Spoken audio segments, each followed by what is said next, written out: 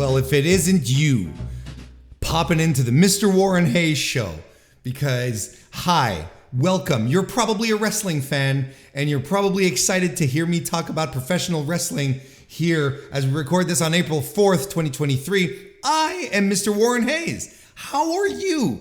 I am doing fantastic. Now, as maybe you know this, maybe you don't, but just to make sure that everyone's on the same page, I record this live. I stream it live on YouTube every Thursday night. You should come hang out if you ever have a chance. We have a nice little chat room always hanging out, and it's a good time. YouTube.com/MrWarrenHayes. And I warned everyone when I started doing the stream, and even previous to that, I was like, look, I've got a lot of stuff to talk about tonight. We are going to go long. And we went long. I did a marathon tonight, probably the longest stream I've ever done, but I'm not going to lie. One of my favorite shows I've ever done. I'm patting myself on the back here a little bit. I'm pretty happy with how all of this turned out. There's lots to talk about. So, I'm not going to waste too much time, but I do want to thank you for watching this on YouTube, and you can leave a like and subscribe to the channel if you want.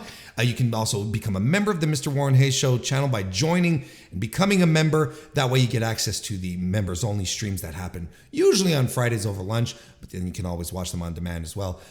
So you get you get a nice little package for some membership stuff, and all of these little gestures, the memberships and the likes and the subscriptions, those help out a great deal. But also, thank you for listening to this on your favorite audio app, because the podcast is out there.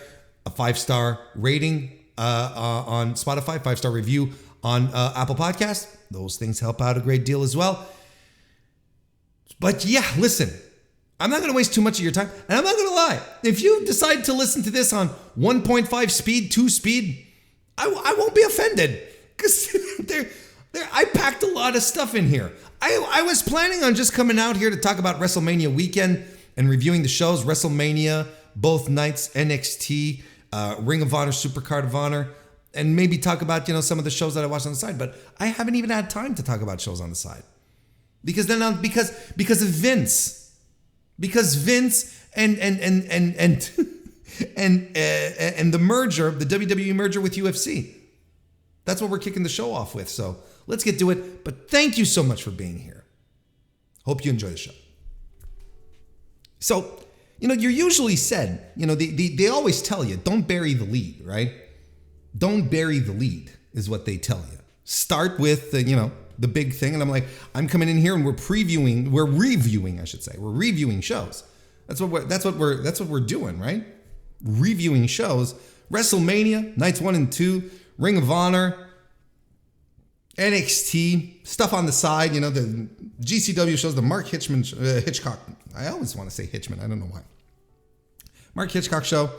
And, so I'm like, we're firing this off. We're going to be firing this off on Tuesday with the WrestleMania review. But then Sunday night, MSNBC reports, right? MSNBC, CNBC, which one of it? I don't remember. They report that WWE and Endeavor are on the verge of making a joint announcement the next day. They're going to be regarding the sale of the company of World Wrestling Entertainment. So I'm like, no. I wanted to sit down and just talk about wrestling. But we're going to get into some business weeds here. Oh, getting into the weeds. This is the new thing. This is the new example. This is the new, not the new example, the new expression. This is the one that's going around now. So we're going to break this down, folks. Context and everything. This is what was reported. Vince McMahon's World Wrestling Entertainment has agreed to merge with UFC to form a publicly traded company controlled by Endeavor Group, the companies announced Monday morning. Endeavor will own a 51% stake in the new combat sports and entertainment company, while WWE shareholders will have the remaining 49%, according to the terms of the agreement. The deal values WWE at $9.3 billion, and UFC, which is owned by Endeavor, at $12.1 billion. Those are staggering amounts of cash money. Ridiculous. Let's continue. The yet-to-be-named new company is expected to go public in 4 to 6 months, according to Ari Emanuel, depending on the government, quote-unquote. In an investor presentation by Endeavor, executives stated they expected the deal to close later this year.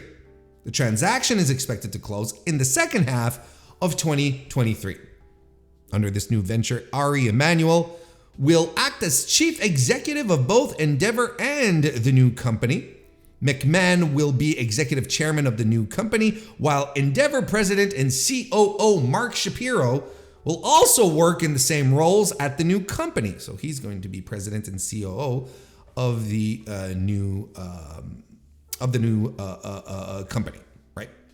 Dana White, of course, UFC, will remain as president of UFC. And WWE CEO Nick Khan will stay on as president of the wrestling business. Isn't that just all fascinating? Guten Abend to you, AK Germany 96, member of the Mr. Warren Hayes Show. Good to see you. The board will consist of 11 people, 6 appointed by Endeavor and 5 by WWE. The merged company's name will be announced at a later time. The company will trade on the New York Stock Exchange under the ticker symbol TKO. So that could absolutely be a sign of what maybe the what the company might be called. Vince and then afterwards. After all of this came together, the press releases were put out and had all these informations and the articles came out. Vince and Ari Emanuel did a pre-recorded interview for CNBC. Here are a few of the highlights. I'm not going to walk through everything, but what is of interest to us. And there's some visuals from this interview that are absolutely spectacular, just fascinating stuff. Just some Ari Emanuel and Vince McMahon hugging. And I cannot imagine how uncomfortable Vince must have been doing that. Right? We've seen him hug people before, but I always feel like it's in these documentaries, it's a picture op and so on and so photo op, stuff like that. But like live, I can't imagine Vince enjoying that. Emmanuel believes they paid a fair price for WWE in order to secure controlling interest, and he doesn't believe WWE is getting its true market value, as its current valuation is about $6.5 billion. Of course, as we mentioned earlier, the deal values WWE at $9.3 billion, which was what Vince was looking for. I'm still floored that he got that. That's what that was the benchmark we were working on for WWE. He said Endeavor will form a $21 billion global pure play live sports and entertainment company. Pure play meaning that they only do one thing. Like if you are a coffee shop and you sell only coffee, not croissant or pastries, bakery items. If you strictly sell coffee, you're a pure play coffee shop. Newco, the Newco, let's call it Newco, will be owned 51% by Endeavor and 49% by WWE shareholders, like we talked about. The financials of this new company are going to be consolidated by Endeavor. And like we said also earlier, this was another, this is all stuff that Emmanuel really drove home. The deal will be closed at the end of 2023, barring, competition, the Competition Bureau examination and so on and so forth. Of course, there's a process all behind that. Hey, King of the North. Nice to see you, Evan, and welcome. So the new management following this merger kind of goes as follows. Ari Emanuel, as we mentioned, is the Endeavor and new CEO, a new company, the new co-CEO. Vince McMahon is going to be the new co-executive chairman. Mark Shapiro will be the Endeavor and new co-president and COO. So again, remaining in his positions in both companies.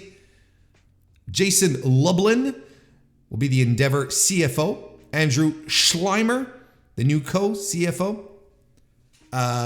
Dana White will remain UFC president. Lawrence Epstein, the UFC COO. He's been with the company for a few years as well. So not going anywhere. And Nick Khan will be remaining as WWE president. So that is going to be kind of like that is going to be the management setup for all of this new structure, at least in the very higher echelons. Everyone was like, well, what about Triple H? I don't understand. I don't think they felt like they should need to announce content, what chief content officer in these presentations here. Like that is of no relevance to the business aspect of it. This, CFOs, presidents, high-ranking executives, yes. The leaders of the executive teams, absolutely. Mr. Fantastic, nice to see you and welcome. Been reading up a lot on it. Of course, been hanging around WrestleNomics quite a bit. Here's your weekly WrestleNomics infomercial. Follow Brandon Thurston. Follow WrestleNomics. Just some fantastic stuff. Sign up to their Patreon. Like, it's just exceptional stuff that you will not find any other outlet do. So I've been reading up a lot on this, and there's a few more key points here that we should point out. The special voting power for B-class shares. Should call them Class B shares, right? That grant 10 times the voting power per share, right? Like Vince has and Stephanie and Linda. They're doing away with that. So instead of having shares, a special class of share that has 10 times of every share, now will just have one vote per share. So as we may recall on the multiple times that we've talked about this on the podcast, so Vince basically had like 33% of the total amount of shares in WWE, but that 33% of shares that he owned were Class B shares, I should say. And those shares, since they were worth 10 times the amount of votes, made him the majority shareholder. He held the greatest amount of power within WWE. Now, this does not instantly mean that Vince is going to, he's just going to hang on to 33% of the vote of the shares, so he's no longer the majority shareholder. Like, first of all, from what we can understand here at this point, right? They haven't talked about how shares in any of the companies, in the new company, in WWE, how anything's going to work out. We don't know how anything is going to be put together at this point in that regard. So we don't know. Look. If you think Vince McMahon is doing all of this and then is going to find himself in a position where he's going to where he has to relinquish most of his majority voting power, you're out of your mind. Okay? You haven't been paying attention to the past 9 months or so. At the very least, the last 5 to 6 months. You just haven't been paying attention. If you think that suddenly he's just going to, there's going to be provisos here where he's clearly going to be able to purchase a majority of the stock before it gets redistributed or something like that. Look, these are little fine details when it comes to high finance that I am not well versed in. But I can guarantee one thing. I can tell you one thing. There's no way Vince has given up any iota of power in this transaction. Even though the Class B shares don't exist anymore, he'll just have a controlling share. Just simple as that. And will it be shares in the new co? Will it be shares in WWE? Will it be both? Stick around, we'll find out.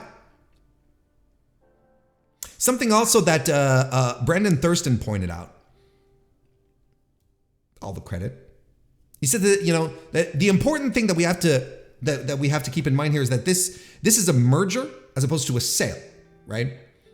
And why is this significant, you may ask? Well, I'm glad you asked. It would have been better for WWE shareholders if it had been a sale, because they would have gotten a cash deal, right?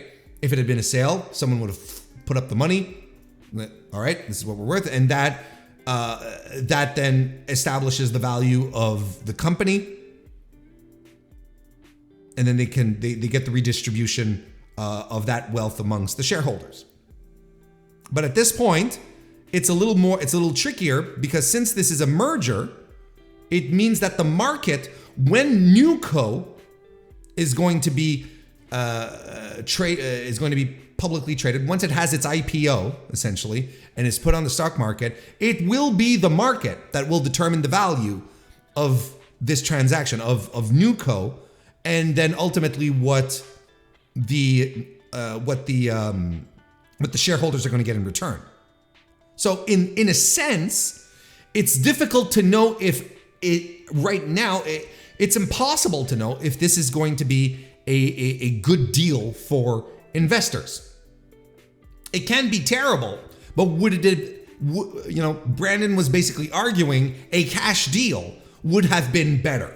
But this is not what this is. This is a merger. Because had there been a cash deal, the value of the company would have been established, and then the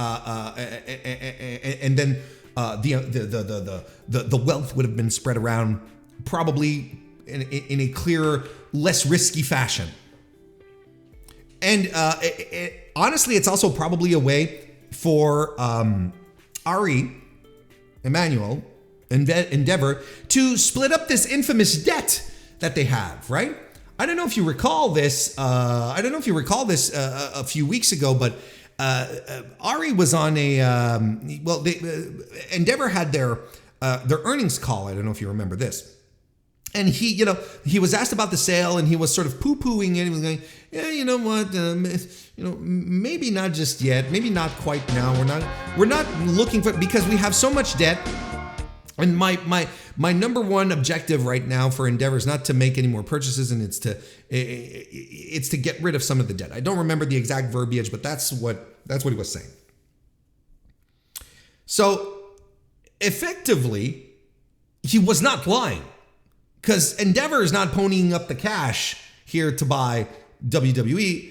It's creating a new company under its banner, and which will help split up the debt from the main Endeavor company, Endeavor Holdings, Endeavor Holdings Group, I think is what it's called officially. It'll help, alleviate some of the debt and be able to transfer it to NewCo. So he'll be doing Endeavor shareholders a favor, in the sense that, instead of, I can't remember the amount of debt that Endeavor was carrying, but it'll be a lesser burden for the shareholders then. So that's also part and parcel for the. This is also like a part and parcel thing moving forward. So that's something to consider. That this was also part of the thing of the transaction, part of the logic behind it. Hey, Pluggo, nice to see you and welcome. And Alex Storyworld as well, good to see you. And glad you brought it up in the chat. The idea that, here's the thing, right, is that Vince forced his way back into the company. Let's call a spade, forced his way back into the company, saying that he was the only person that could bring back the best return on investment through a sale for the investors. He had positioned himself as being the guy that was going to be able to do it.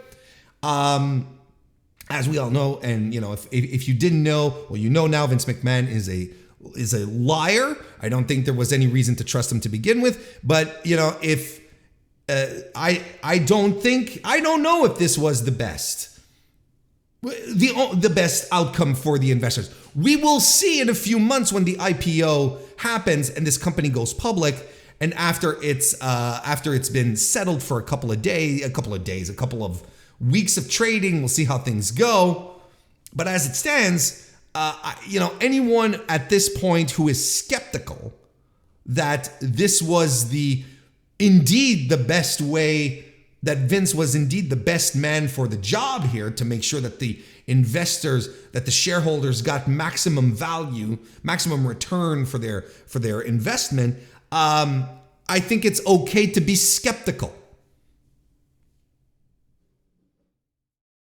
Just throwing that out there.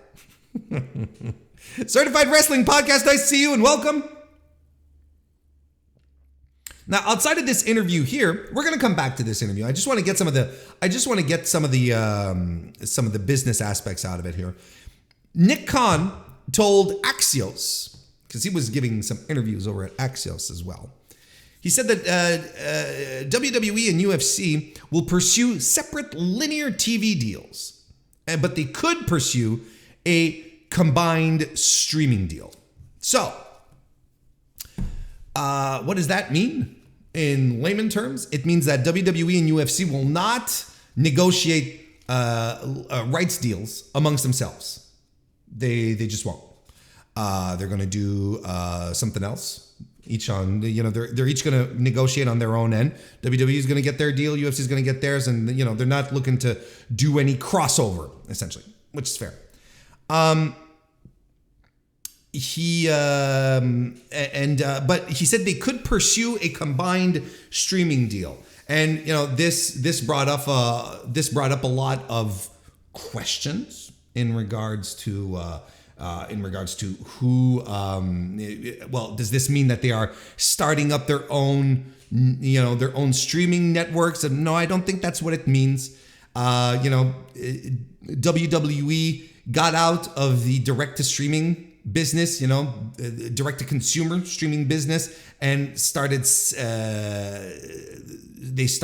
selling their the minute they started licensing the content to other streamers, to other that's when they started making all the money, the ridiculous gobs of money that they're making right now. So, and UFC is same, the deals that they have in place are fantastic. So what I do read in here is, they could approach other streamers, right? And they could streaming companies, right? Maybe Peacock or even Amazon or whoever, UFC, not UFC, ESPN, whatever. But they could go to one of these streaming services and tell them, look, hey, we can bring all of this to you, and maybe there's value in some of the in combining all of these together, some of the back catalog of WWE, back catalog of UFC, combining it all together, delivering it to a streaming service. That's absolutely possible. Look, I don't know. I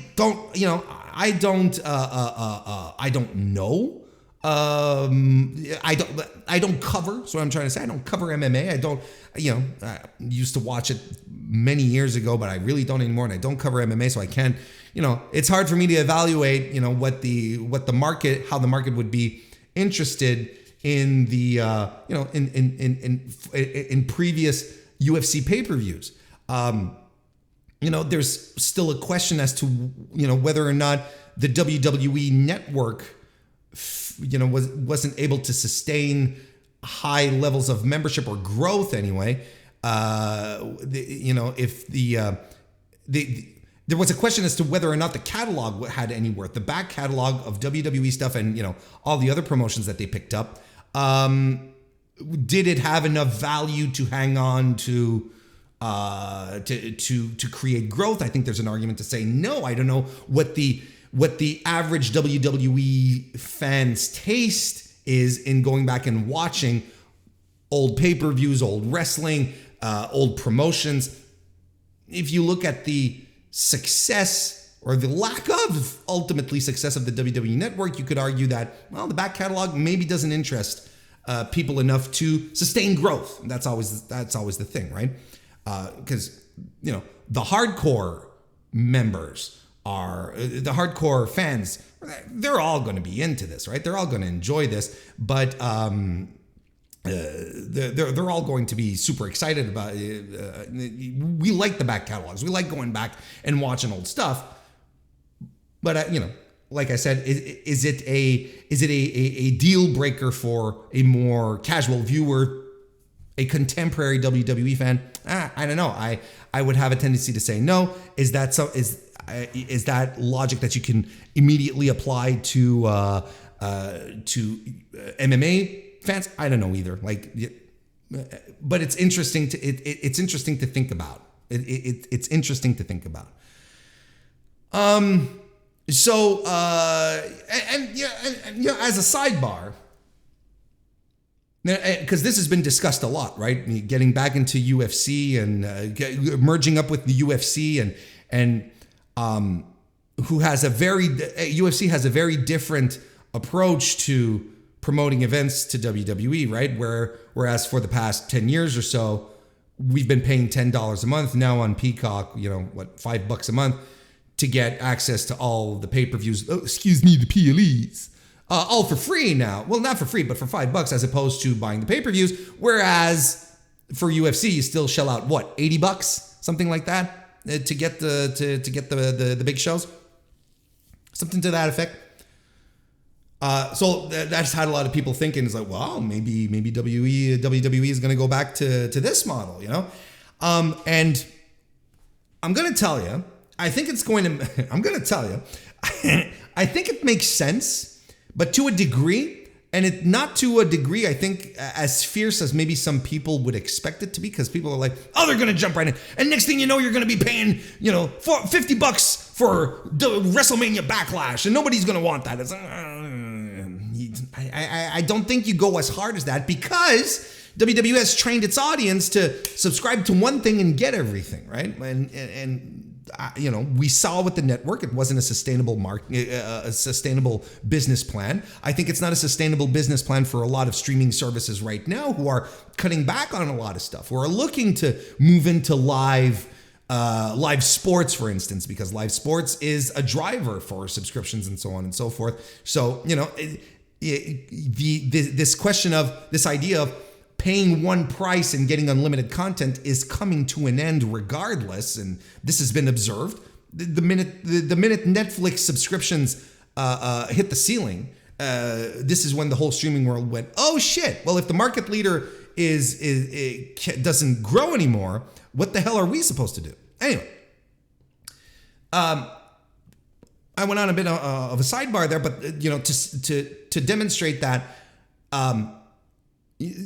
There will be a point where paying a small fee monthly to get everything, I don't think is going to be sustainable, and I don't think it'll be sustainable for WWE either, especially in the context of just being picked up by a brand new company, a brand new owner, bringing them in. He's going to want, Ari or Endeavor, they're going to want a return on investment sooner than later. That's why you saw a merger like Warner Bros. and Discovery coming together and then slashing through budgets and ending productions and not releasing finished films and all that, because they're saving money everywhere. That's what they want to do, because they want this merger to be as profitable as it can, as quickly as it can. So I would not be surprised that Vince and Ari, at the very least, talked about it during their negotiations, or even after a showing of a negotiation seance. They all sat down a seance, and they got the Ouija board out and everything. They at the very least touched on the subject, and I sincerely believe that WWE might do that. That sounded wishy-washy. I sincerely believe WWE will do that. Probably starting with WrestleMania next year, and get people into the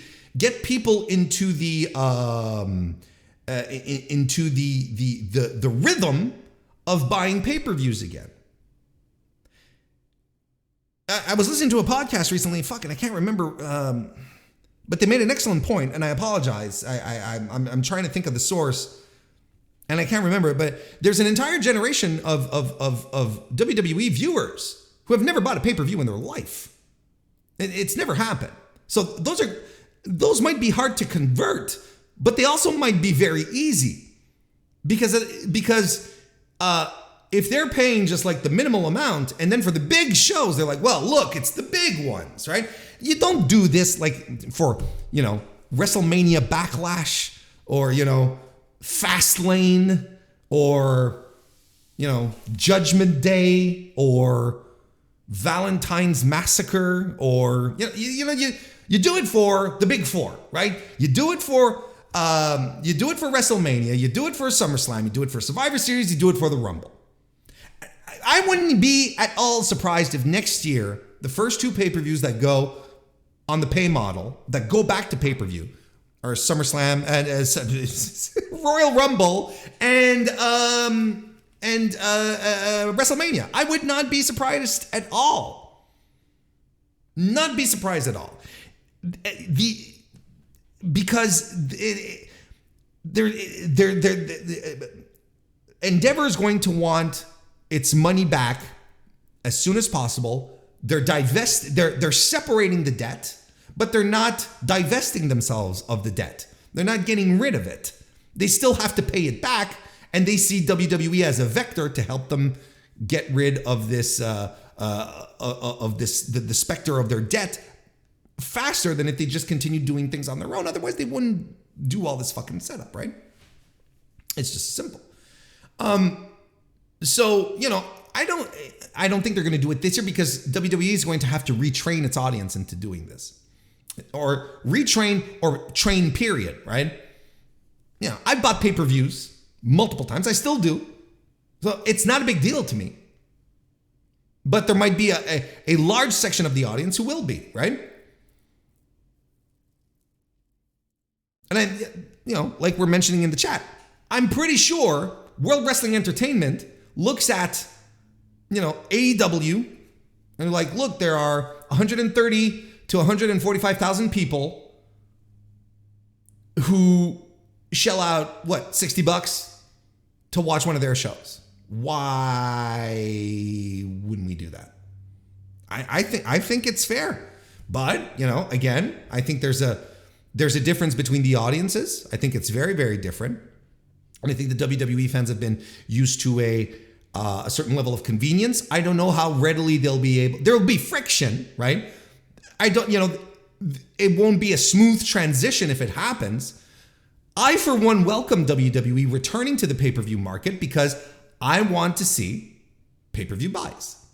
I want that data. As an observer of the business, as someone who is interested in this, I want to see what WWE's big shows, when you slap a price tag on them, I want to see how much they make. I'm excited about that.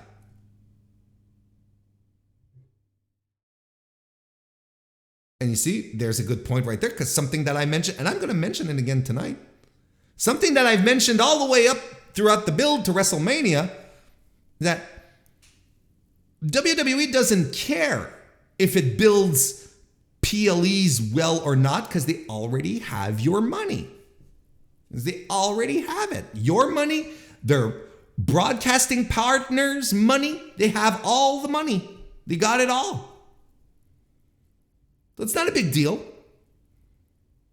Now, if they're like, yeah, we're going to do pay-per-view and we want to get more money into this, well, they might have to force themselves to build bigger, better shows with better builds. However, I will counter-argue this by saying, if they only do the big four, the mainstays, WrestleMania sold out without a single show. Well, close to, bear with me here for the sake of the argument, sold the vast majority of its tickets without a single match announced.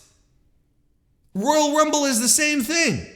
Like, these are shows that wrestling fans, not just WWE fans, wrestling fans are interested in and will get into regardless of the build. Now, if they start charging pay-per-view, if they send back to pay-per-view the B tier shows, then they absolutely have to crank out the effort. But I highly suspect that the B tier shows are going to stay on whatever streaming networks they're on, streaming services they're on, and they're just gonna charge for the big deal. That's what I think. But WrestleMania, I think it's a safe bet. People will dish out money for that. The casuals win. Those like myself. They'll lay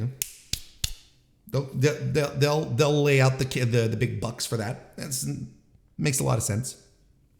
Since we're talking about making money and returning on investments, Nick Khan, if we go back to the Axios interview, he talked about layoffs. Quote, an integration team is going to be put into place between both companies in short order, and we'll have a lot more in the next week or two. What does that mean? Well, staff, right? I mean, look, this is a merger. So, yeah, I hopefully, well, there's no hopefully. I know you guys and gals, non-binary pals, know this. Because you are the smartest A+ audience out there. D-list podcaster, A+ audience. I know you guys understand this. Whenever there are mergers between companies, there's always redundancies. And people lose their jobs. This is inevitable. So it's going to happen with staff, both on the UFC and WWE side, right? That's inevitable. Talent, of course, is probably the question that people that most people have in mind, right? Because that's the one that affects WWE fans the most, at least in their brains, right? I absolutely see the return of post-WrestleMania layoffs or whatever. But I think it is naive to believe that the entire WWE roster is going to survive this. Does that make sense? I'm not saying that it's going to happen. I'm not saying that, yes, there will be, but I think it's naive to believe that everyone's going to keep their jobs, even on the talent side, right? I think that's a fair assessment, right? But this also leads to another discussion in regards to talent contracts as well, right? Neither WWE or UFC are unionized, of course, so they go by their own rules and whatever. And WWE talent are, if you were to take a step back and look at the money that they make, you'd say, yeah, they're well compensated for what they do, right? Most main roster talent are in six-figure deals, with the bigger stars being in the in seven figures, right?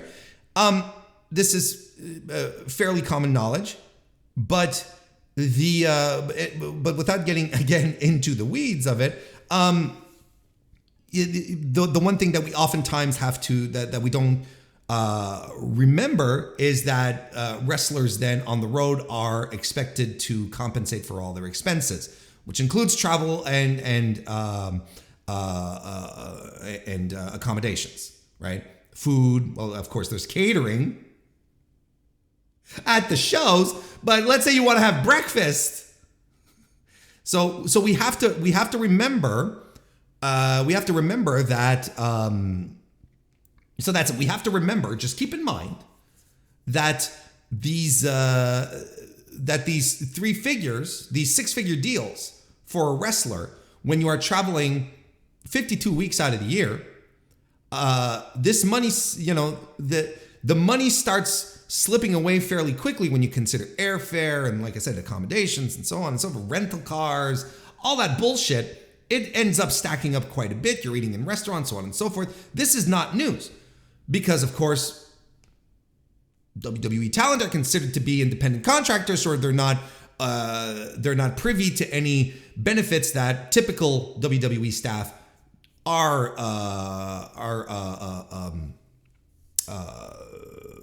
privy to. So, when you consider that, and when you consider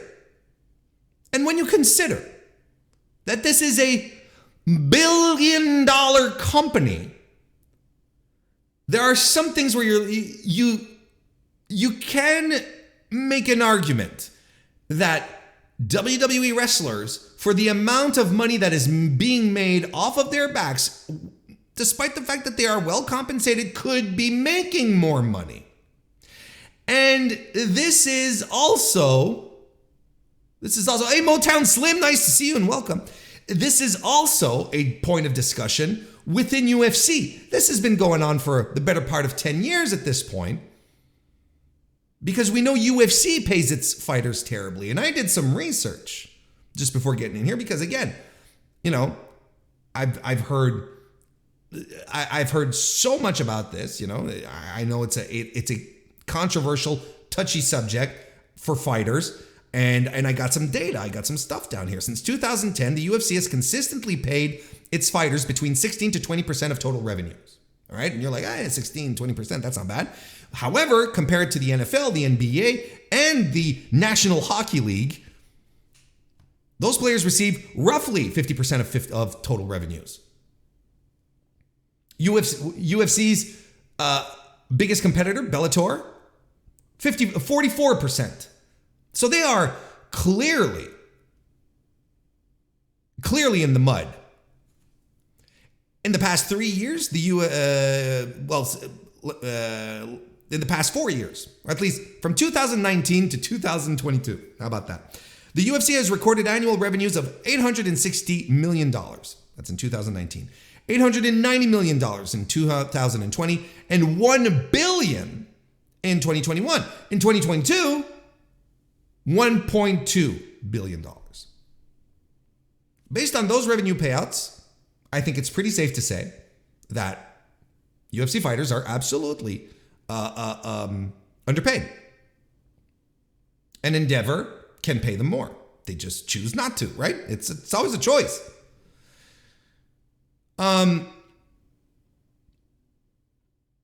So that's not the only thing, right? That's not the only level here, because there's more to this, right? There are many more details. So even if you're like, well, hey, Warren, 16% of a $1.6 million gate is, it's pretty good, Okay. So there's other considerations here that you have to put in mind, such as international tax. If fighters, fight across seas, there's oftentimes a tax that they have to pay on their purse before heading home, right? It can be anywhere between 20 to 30%. In Brazil, it's 27%. When they start training, their fight camp, which is 2 to 3 months that they have to get into shape, can be anywhere, depending on the camp, from $2,000 to $8,000. Okay, management fees, $2,000 to $6,000 yearly. Travel expenses on top of that. So that always depends. The pre-fight medicals, the shit that you have to give in before a fight. You'd think UFC will cover it. No, the fighters have to cover this shit. $500 to $1,000, it's estimated. External coaching. Like, let's say a UFC fighter is looking to up their game. They're tired of winning $2,000 purses or $20,000 purses. They want the $200,000 purses. Well, they have to hire coaches, and this runs the gamut, right? $500 for your basic coaches, $2,000 for high level experts, right? All sorts of fees, all sorts of stuff, and then if you want to fix injuries, let's say via massages or a chiropractor, supplements, that's all on your bill. That's all on your time. Plus They're independent contractors. So there's an income tax of 15% off of your deducted total, and that can even go higher depending on the size, what you make annually. So we're really in a position where Endeavor has the money, has the revenue to pay their people, but they don't. Why am I bringing this up? Why am I bringing this breakdown up? Not saying that they're going to apply this immediately or, later on, right down the middle to WWE talent. I don't think it's exactly the same thing. But my point being is this. If on one side of the Endeavor, if on the Endeavor side, they're very particular about how much money they're paying their fighters, you have to wonder at some point, well, when are they going to crack down on WWE salaries? Maybe on upcoming contracts or on new people they sign. Maybe they're going to come in with a whole new set of rules. Because Nick is going to be president, right? And what's his name? His name just popped out of my head. The CFO of WWE. He's on the calls. Riddick. Frank A. Riddick. Like we haven't talked about Frank Riddick because the merger. He's not a high level ranking executive in this new hierarchy. But if Frank Riddick sticks around as CFO of the company, he's going to answer to Andrew Schleimer, who is going to be the CFO of Newco, who is going to pass down his marching orders to Riddick. And Andrew Schleimer is going to get his marching orders from the CFO of Endeavor, Jason Lublin. Or Lublin. But you see what I'm doing here? It's not just going to be a WWE decision anymore.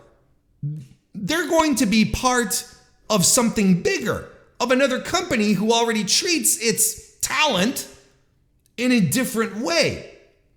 So, and don't forget, in these types of transactions, in these types of mergers, the parent company is going to want to streamline everything and get as much money back, as much return on investment as quickly as possible so as to not scare shareholders away, bring more shareholders in, and demonstrate that this was a good fucking idea so that more people will buy more shares so that they can all make more money. That's how it goes. So, again, I'm just bringing this up to make sure that we understand that UFC is very stingy. Endeavor, very stingy on how it pays its fighters. Of course, we're not talking about the top tier. McGregor's not making. He's fine. Like, he's not making 16%. You know what I mean? We know this. But it is still interesting to think about how their contracts are currently set up versus what's going on with WWE and how it could impact WWE talent contracts. So that'll be very interesting to see. Let's circle back to the Ari Emanuel Vince McMahon interview. Where Vince said, another little thing here where he said that he wanted to walk away from the wrestling business, right? And I'm like, that is such a load of bullshit. That is the biggest load of bullshit. He was ready to walk away. When he was pushed out, he was like, yeah, you know what, I'm done. But Ari Emanuel said, no, I want you to stay, Vince. The business needs you. Come back to us, Vince. Let's make this work together. Of course, I'm joking, but Ari Emanuel did say, I wanted Vince to stay. So, from the moment Vince McMahon forced his way back into his company, into WWE, Ari was right there waiting for him. Ari was like, no, we're going to do this, and we're going to get you back. We're going to get you back in here, and we're going to put you in a very comfortable position. So this was all planned. And of course, there is also this gem of a quote from Vince when he was asked about his about the sexual misconduct allegations. I'm sure you've all heard it by now, but for the record on the Mr. Warren Hayes show, I'm going to read it for you. Quote, I've made mistakes both personally and professionally in my 50-year career. I've owned up to every single one of them and then moved on. I'm not sure about the legacy stuff because I'm not going to write it. And that is a load of crock. And I know you guys know, you gals know, you non-binary pals know. I even think this plant over here, this lovely ponytail palm here in the background, knows that was a pile of shit. Interesting though, I've owned up to them and moved on. I think that is the one, and moved on. I think that is the one. That is correct. I've moved on. I don't think about this shit. And maybe in Vince's brain, because don't forget, Vince McMahon doesn't think like you and I. He's some kind of robot. He's some kind of weirdo. In his mind, he's like, I just settled in court. That's me owning up to it. I moved on. No. Pretty sure Nancy Argentino's family don't feel like you've owned up to anything. Pretty sure the Ring Boys feel you haven't owned up to anything.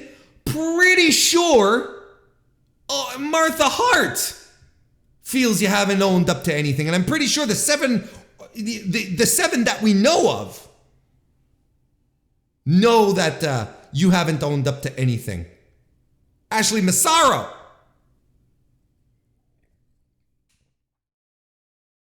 It's such a load. It's a load of bullshit. But I know I know that everyone with a brain screwed on right, who is not, just completely blind, doesn't buy into it all. I know. People know that is a bullshit lie. Bald-faced. And the thing here, on top of it all, and he's talking about all of this after he owns now the Vince McMahon IP. It's not even WWE's anymore, it's his. He owns it. A company that locks down all of its fucking trademarks for every fucking name it creates.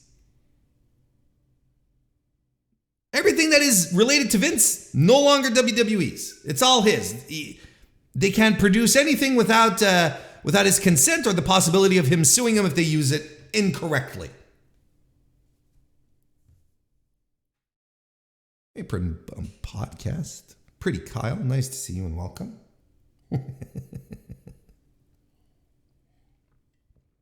And all of this on top of the fact that he's back to being an employee of WWE. I'm sure you all saw this. On top of all of this, he's back to being an employee of the company, working out of Stamford. He has his office back. He's got everything. He's got all the benefits. He's all good.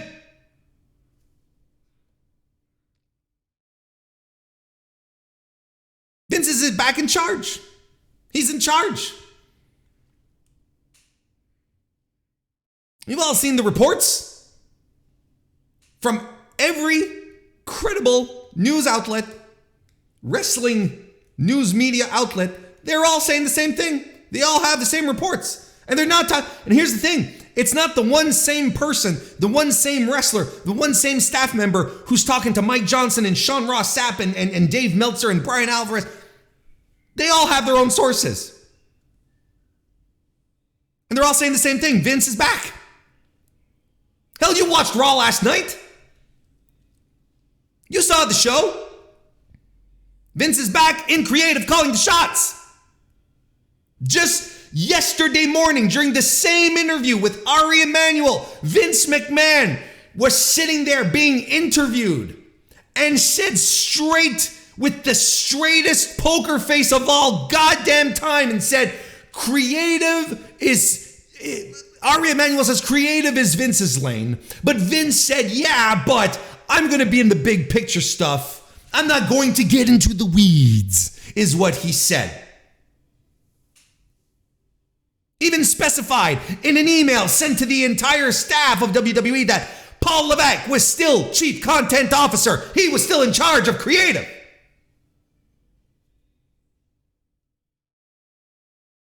After we heard over the past few shows that he was sending suggestions to people in Gorilla, he wasn't sitting in Gorilla. He had his little office set up. He had a little headset and he was suggesting things, right? But he wasn't calling a shot, just some suggestions.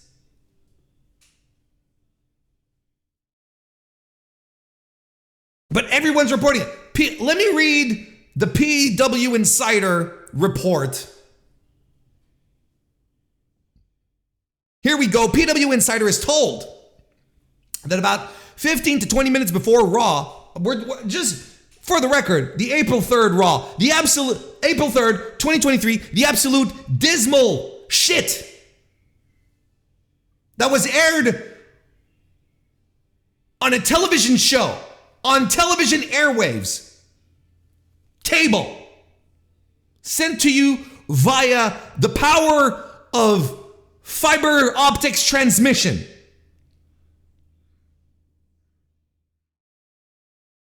PW Insider is told that 15 to 20 minutes before Raw went live on the air, a number of late rewrites for the episode were ordered, describing not as quote-unquote feeling like the types of changes talents and staff had come to expect under Paul Levesque.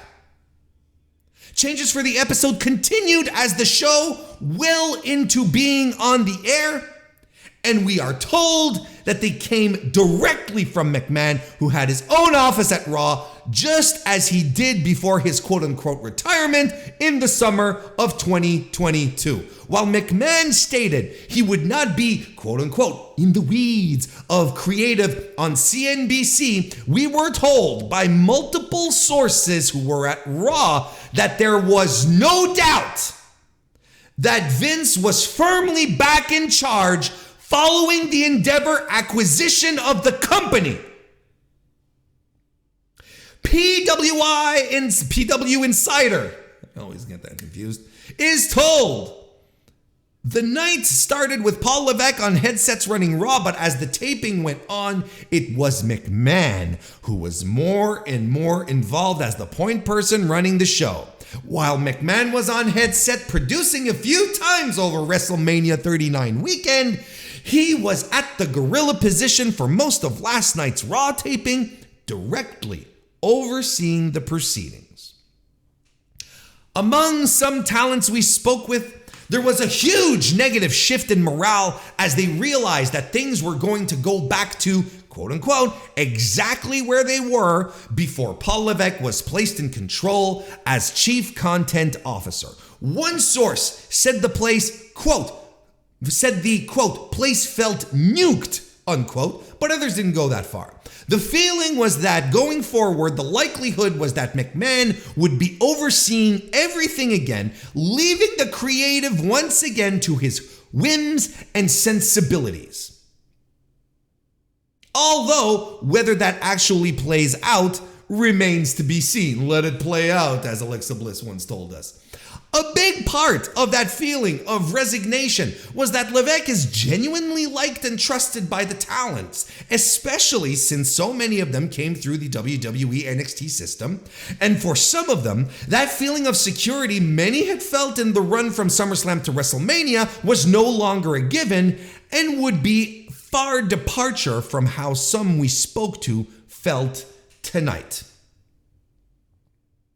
Other talents more or less shrugged it off, feeling they always suspected all roads would lead to McMahon being back in the central creative role eventually, but wanted to see if this would be a regular thing or whether it just happened last night because McMahon was at TV due to being in Los Angeles for WrestleMania and the acquisition announcement. One person joked WWE was always the McMahon's world, and now it's back in the palm of his hand after he willingly gave it up last summer. That's the end of the report.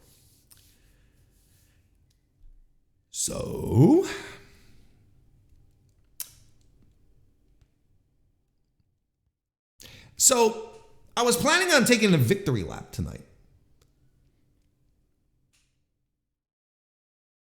I was very close to taking one last week, and I'm glad I didn't. But I was planning on taking it tonight, and it's not going to happen. However, I am going to take a victory lap on this. Because from the moment we started hearing about Vince wanting to come back, wanting to get back into the company, what have I been saying? And look, I know I'm not, I'm not the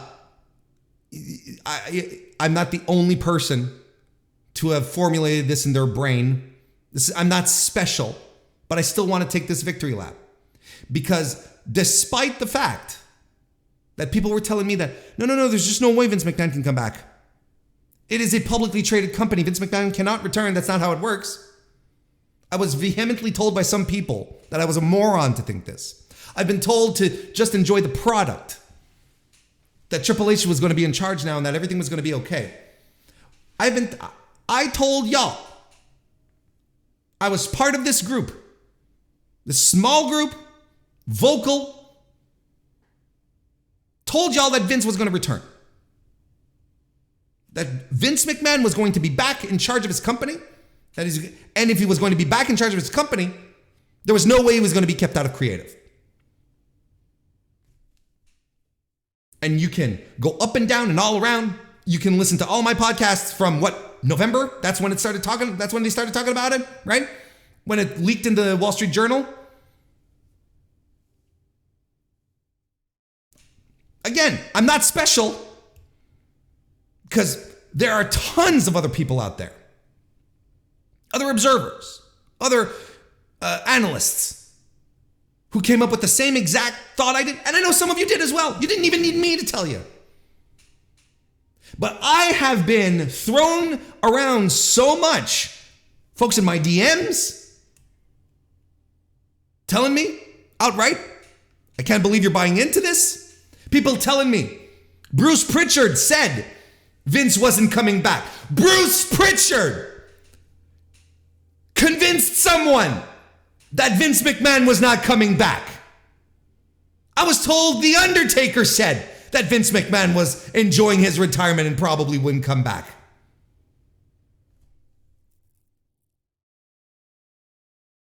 I was told to shut up and enjoy the product. I was told to never mind this, that this was the Triple H era. And some of the people who were telling me, enjoy the product. You're wasting your time. Don't get into the weeds. Never mind what's going on backstage, but they would be the first people to say, wow, the Triple H era is so great. Well, that's backstage. They just didn't want to hear the truth. They just didn't want to hear what was potentially something that was absolutely going to happen.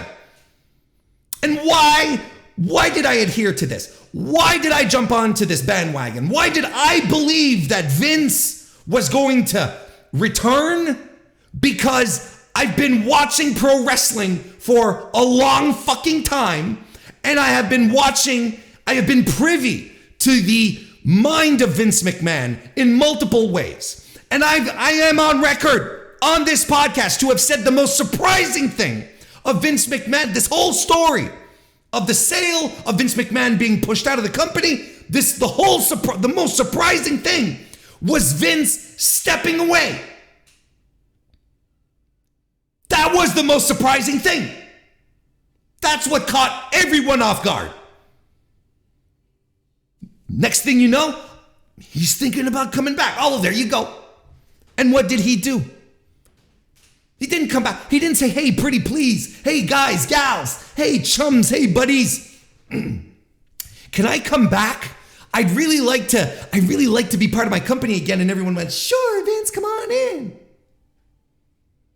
No, he forced his way back in.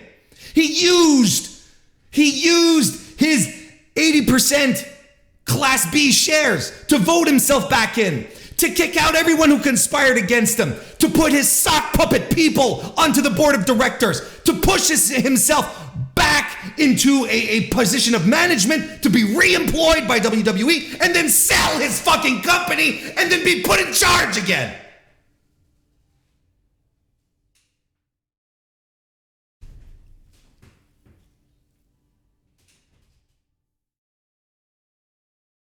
No accountability.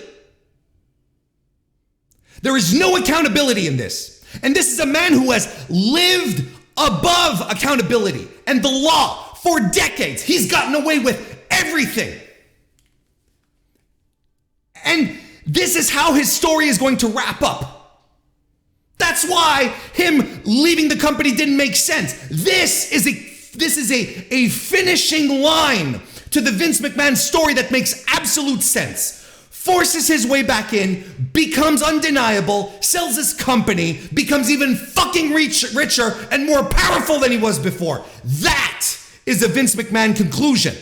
And yet throughout it all, scandal upon scandal, being dragged to court by the federal government, by other people, other organizations, being a scumbag. He's gonna win.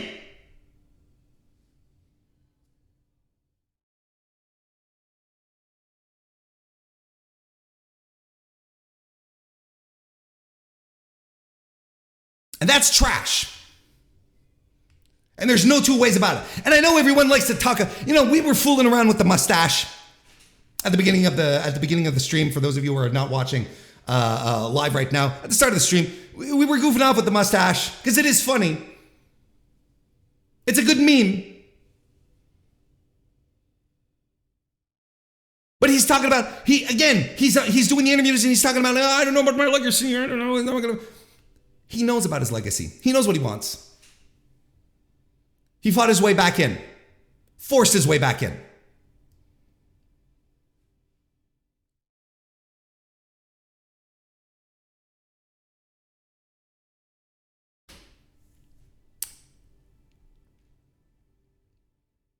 I don't know why I expected any other type of outcome. I really don't. Let me say that again. I don't know why I hoped for another outcome. Because this is the outcome I expected. Plus, I did not see this merger thing coming. I did not see him being put, in such a position of authority. But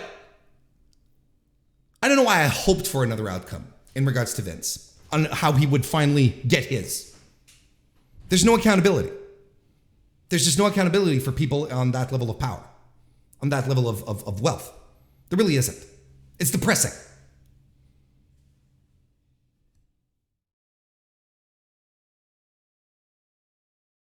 Mr. StumbleZZ, nice to see you and welcome. Sorry you're arriving at a weird moment.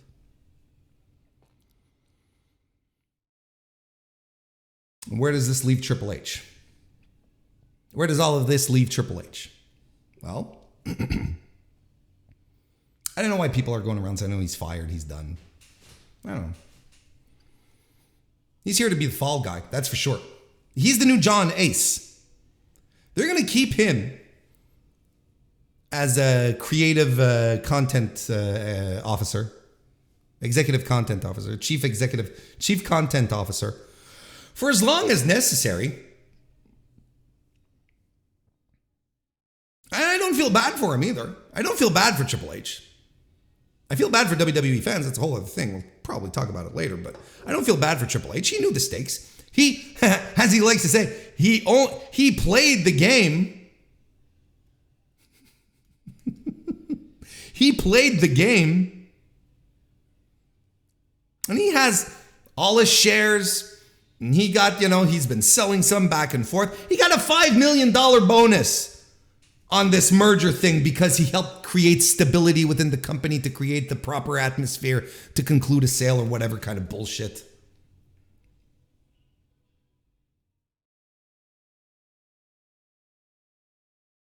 But, I'm going to wait. I'm not going to sit here and call it like the Triple H era is done, right? The Triple H era is done. there's no point right now. Like, everything is too fresh. I want to judge this when we have a little more background behind us. But again, I was told the show was so much better with him, right? Just enjoy the show. Never mind the backstage stuff. Triple H is in charge. What do you mean, never mind the backstage stuff? Triple H is in charge. If Triple H is in charge, if you're telling me Triple H is in charge, you're caring about the backstage stuff. So let me care about the backstage stuff on my own time. Thank you very much. But and I was told it was much better. And I know a lot of people, were very quick to dismiss it, trash it. And I feel like I gave Triple H's run in creative a fairer shot than a lot of people did. A lot of people were, dismissed it very quickly. I feel like I gave it a fairer shot. Maybe when some people, like in September, were already calling for his head, I went maybe a little further. But the show never changed. The show never changed, folks. And we've talked about this multiple times. It's always felt the same. There's been window dressing, right? As I like to say. Like saying wrestling on the air. Or having the referees have names now. Or saying PWG on air, right? That's all window dressing. Those aren't real changes. Real changes would have been real changes. A different show. A show that felt different. But no, it wasn't that. Again, to be fair, I always said that at the same time. I always wanted to nuance this. Maybe Paul Levesque doesn't want to, revamp the formula a few months before starting television renegotiations, TV deals, because that's still upcoming. But maybe he didn't want to do that. And I've said this multiple times. There was no real incentive for Triple H to reinvent the show, reinvent Monday Night Raw into this new type of programming. The formula worked. They were making money. They were getting these huge deals. There was no point in Triple H. Just starting from scratch. The formula worked. But once I was looking forward to seeing what he was going to do once they had a new 4-year deal set in with a network. Because then I'd be like, okay, now he has no excuses to try some shit out, right? I guess we'll never know. I guess we'll never know now. And yet, despite it all, this company is going to make more money than ever. Even with Vince McMahon booking handling creative and delivering a dismal show like the April 3rd, 2023 Raw, they're still going to make hand upon fist amounts of money. WWE has reached the point where it is too big to fail. It is time now to start reviewing some pro wrestling. And we are going to start with Wrestlemania 39. Oh, there is so much to talk about. Wrestlemania 39 happened April 1st and 2nd, 2023 from the SoFi Arena in Inglewood, California. I don't know about this Hollywood stuff. I don't know about this Los Angeles stuff. Look, I'm not going to say that I am, fully cognizant of all of the Los Angeles geography.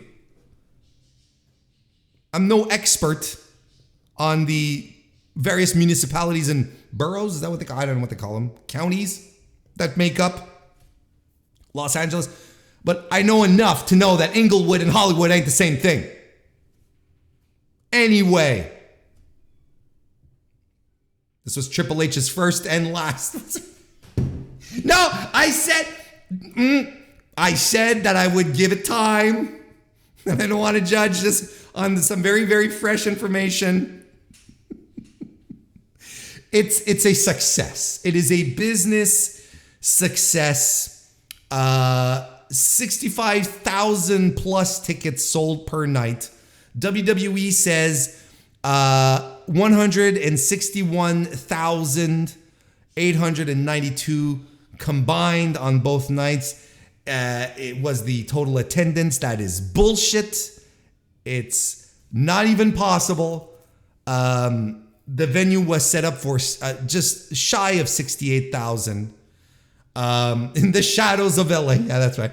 67,103 tickets distributed on night one, 67,550 distributed on night two, for a grand total of 134,653 for both nights, which is still impressive. Don't get me wrong.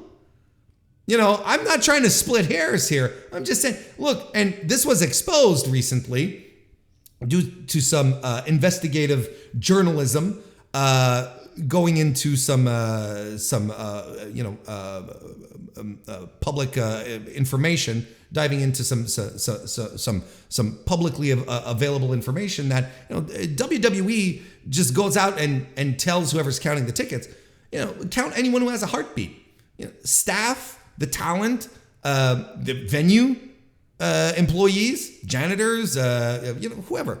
That's how they inflate the numbers. That's why they can say, no, there were 161,892 people in the arena. Well, they're not wrong. But it doesn't make sense. Still, like I said, 134,653 people. That's a huge gate. Over, what, 21 million is what they're projecting?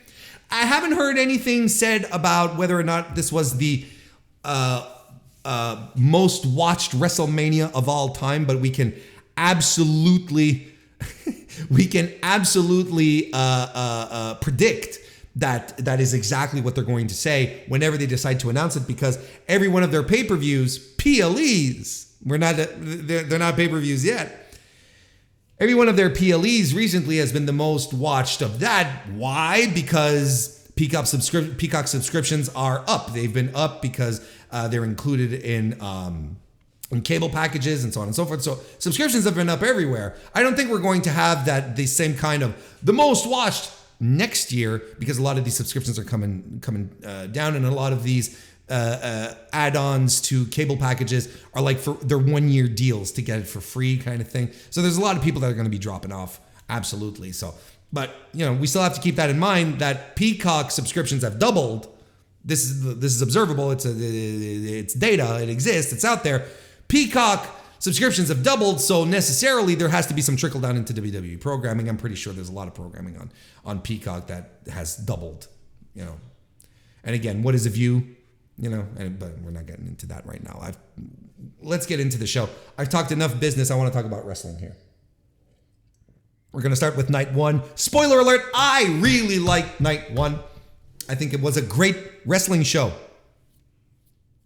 However, it started off like shit. Austin Theory defeated John Cena to retain the United States title. It stunk. I don't have much. I do have 2 points. And I want to drive home here. Austin Theory did not step up. He didn't. I don't think this was a star-making moment for him, because if anything, he exposed himself as just being fine, average, definitely not at the point WWE is telling us he is at, right? We've talked about this multiple times on the show. It doesn't matter whether or not you like or you dislike Austin Theory. If the office says Austin Theory's the guy, he's going to be the guy, whether you like it or not. And this is how he's being positioned right now. Why do you think he had to fight John Cena? It's the parallel right there. It's the parallel with John Cena. John Cena was a guy who people didn't quite see as a star, but started being put in big matches, and all of a sudden he grew into. But John Cena was always going to be the guy. He was Vince's golden boy. Then Roman was the golden boy. Austin Theory's next. My prediction, anyway, with the way things are going. Of course, plans change. Second point I want to make here, and I want to speak specifically to the WWE fans.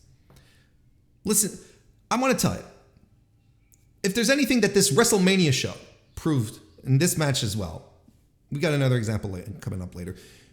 You don't need the legends. You don't. This was objectively, night one, it was objectively a great show, despite the fact that The Rock wasn't there, despite the fact that Stone Cold Steve Austin wasn't there, right? All people that everyone who is a WWE fan on my timeline, all the discussions that I heard was like, oh, they're going to get The Rock. The Rock has to be there. But you don't need him. You don't need him either. You don't need the legends in these matches anymore, because the legends on this show, objectively speaking, dragged the show down. We'll get to it a little later. But Cena here, low effort, excited to hit the pay window. You know, his Uber was probably outside waiting for him, meter running. We don't need them. We really don't. Austin last year, sure, don't get me wrong. But every time I hear like WrestleMania needs the legends, you don't need them. Have faith in the talent that is performing for you, that buster their ass over a full year. They proved that you can have a meaningful show that people will remember. This, I believe, will be a WrestleMania that people will remember. For lots of good reasons, not just the bad, but for very good reasons. That you don't need this weird nostalgia kick every time. It's like, oh, but you know, it's all about the moment. Sure. But we got some fantastic stuff on this show. Objectively fantastic. And objectively bad. Like with the legends tonight. Anyway, Cena hit the bricks. Like, what? This match lasted what? Like, yeah. It lasted 10 minutes. 11 minutes and 20 seconds. There you go. And it dragged. It wasn't good. It stunk. And again, if WWE wants Theory to be the guy, he'll be the guy, regardless of what happened at WrestleMania or not.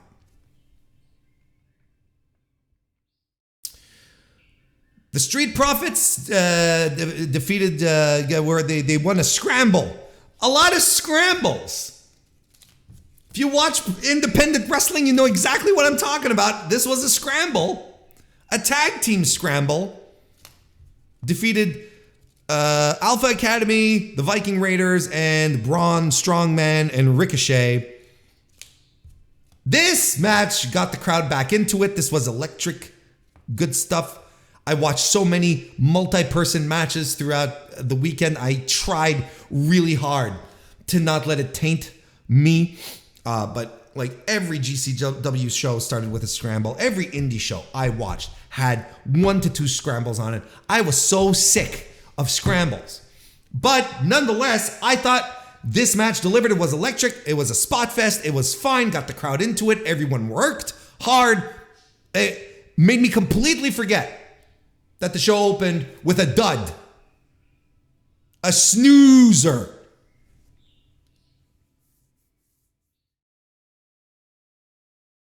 Again, not match of the night, not give it, it's not anything. Yeah. But was fun. Was good, solid fun. Seth Rollins defeated Logan Paul. Logan Paul comes out with the Prime Energy mascot. Some of this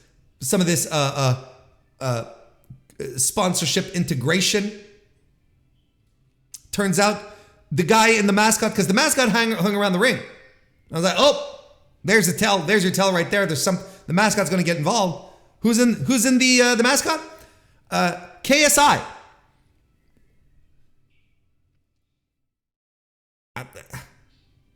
Who? Like, who's KSI? I don't know who KSI is. It turns out he's another YouTuber. And Michael Cole told us, YouTube sensation, KSI, and Logan Paul's business partner in the Prime Energy drink business. I'm like, okay. And what? Why do I care on any conceivable level? Apparently he does these meme these meme boxer shows, these YouTube boxing matches that YouTubers do all the time, with the Jake Paul stuff, and apparently he's one of those. I don't know who this guy is. Now, the Voices of Wrestling guys on their review of WrestleMania made an excellent point in regards to fame, right? And see, at least I know who XQC is, but that's because of geographical location. That's because, they talk about him on the news sometimes, like the legit news here, because he's from Quebec. Anyway, that's the only thing. But they made a very good point, which I'm going to parrot here because I agree with it.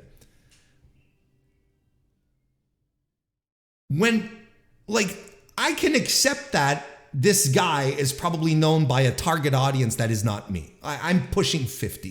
Why the fuck should I know who a YouTuber is, right? It's like, there's no point, okay? Lots of these famous YouTubers, it's kids and, younger adults who grew up watching these guys, I guess, who know who they are. And that's the target audience that WWE wants, right? They want to rejuvenate their crew, so their viewers. So I get it. So it's not for me. But this idea that just because someone is known, this idea is that just because someone is known doesn't mean they're famous. If that makes sense, right? Just because they're known to a bunch of people doesn't mean they're famous. And this concept of fame, well, he's famous to these people. Well, he's not famous, is he? 1983, Michael Jackson was famous. Elvis Presley is famous. These people are famous because whether you are a tot or a senior citizen, not unlike myself, you know who these people are. That's what fame is. So again, I can appreciate that they're doing this for a certain crowd, but you're not going to come after me and say he's famous, because he's not. He's well known in his circle in what he does, and that's really cool, but he's not. It's not fame. That's not what fame is. If he's famous, I'm not questioning who he is. So he's not famous. And I think if we accept that, that's fine. I can accept that he's a niche player, and that's fine. But he's not famous.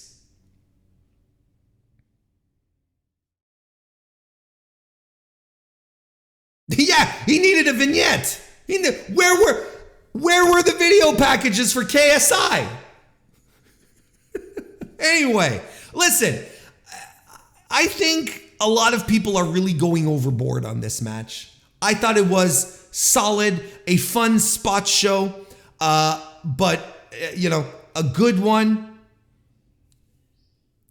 I thought it was a good one. The high spots were great. Don't get me wrong. The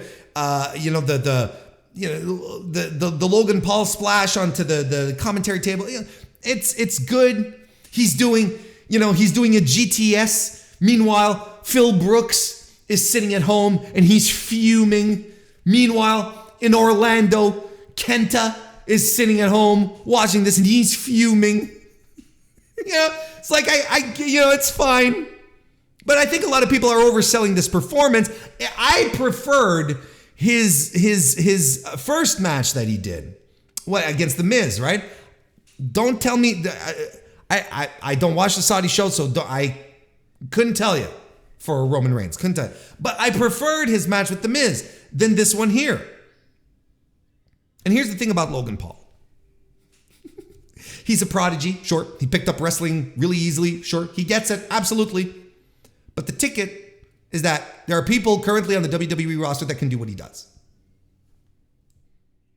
And it's there and it's fine, But there are people on the roster that can do what he does. And he's running around with the Brock deal. I'd be mad if I were a regular. I'd be mad if I were a guy who's traveling, or a gal, who's traveling up and down the roster, traveling up and down the country all the time. And then this guy comes in and he gets a singles match at WrestleMania. And honestly, if he was just let me rectify that. If he was brought in just for WrestleMania matches, I really wouldn't have a problem with it. And why do I have that much of a problem with it? Well, because he's a scumbag. He's a liar, and he's a scammer. He scams his audience constantly. And he's a terrible person. So he fits, when you think about it, he fits right perfectly in wrestling. He fits right in. So, I cannot be 100. It doesn't happen very often where I can't be 100% objective. Like, the analyst part of me wants to sit here and praise Logan Paul for everything, for how natural he is, how he should just like drop everything and become a pro wrestler. But the part of me that just absolutely loathes this human being cannot bring myself to saying, yeah, he's fantastic. I can't. I just can't. And I thought they were positioning Seth after this match, after he won. I thought they were positioning Seth to go after Cody, that he was going to be Cody's first challenger because, they almost came to a fist fight backstage. I don't know if you heard about this. I'm like, God, Jesus Christ, come on, guys. Anyway, and, Seth saying, I've been here for a while and Cody arrives and then he takes over my spot. And I was like, okay. I mean, he's not wrong. Don't get me wrong. He's not wrong.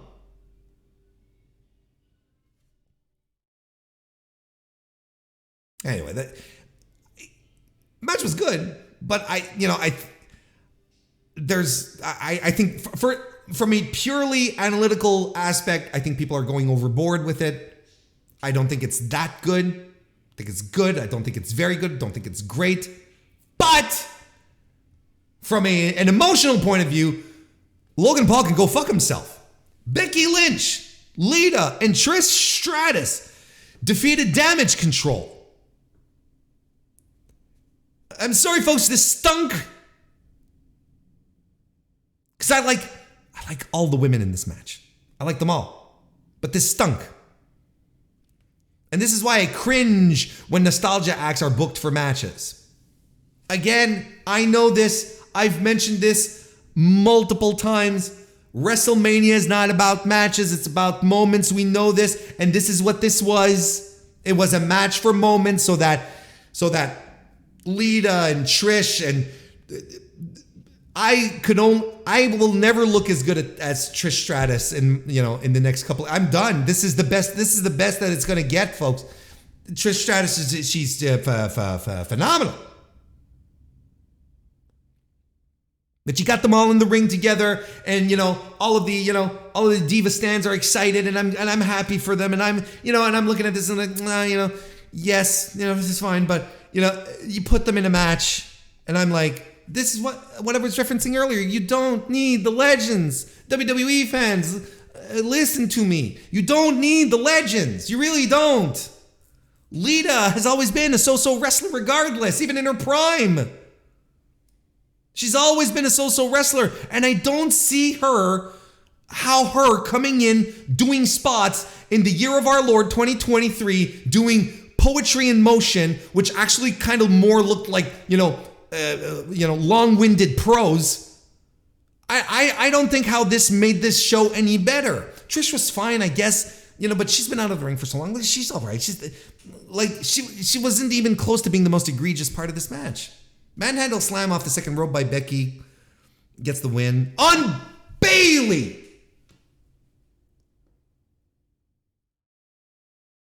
Not Dakota Kai, not Io Sky, Bayley.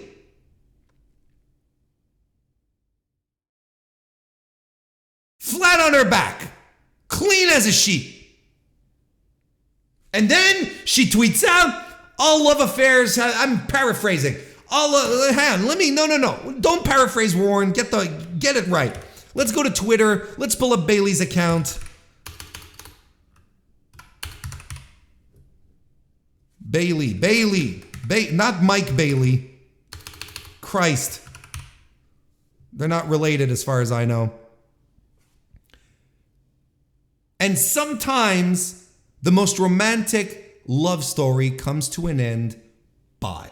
She tweeted this on April 2nd, Sunday night. So everyone is like, oh, is she leaving? Is she going to... Look, I'm going to tell you. I hope she does leave. She should leave. She should leave. She is turning into... And I think I talked about it. She has become, at this point, the fourth of the four horsewomen. The forgettable one. The one that is just like completely tossed aside. Sasha has had championships. She's a star. Becky Lynch made it to the top. Charlotte is the golden girl. Bailey, she is the fourth of those four, right? And why would she stick around? Why would she stick around? There's no reason for... She's brought back at SummerSlam with Dakota and Io Shirai. We're going to talk about those two in a second as well. She comes back with those two to a raucous, universal reaction. Universal praise by everyone. Are like, this rules. All three of them jump into the ring to get after red hot Bianca Belair. She hadn't started to cool off yet. Still red hot. And we're all rubbing our hands together. We're like, finally, some good shit, pal. We have these visions of Damage Control being the NWO or the Four Horsemen of, like literally the stable here for the women's division, going right and left and attacking people and just establishing their dominance. And then what happens? We get the tournament for the women's tag team titles, which Io Shirai and Dakota Kai are in. And they make it to the finals, but they decide to strap Raquel Gonzalez and Aaliyah.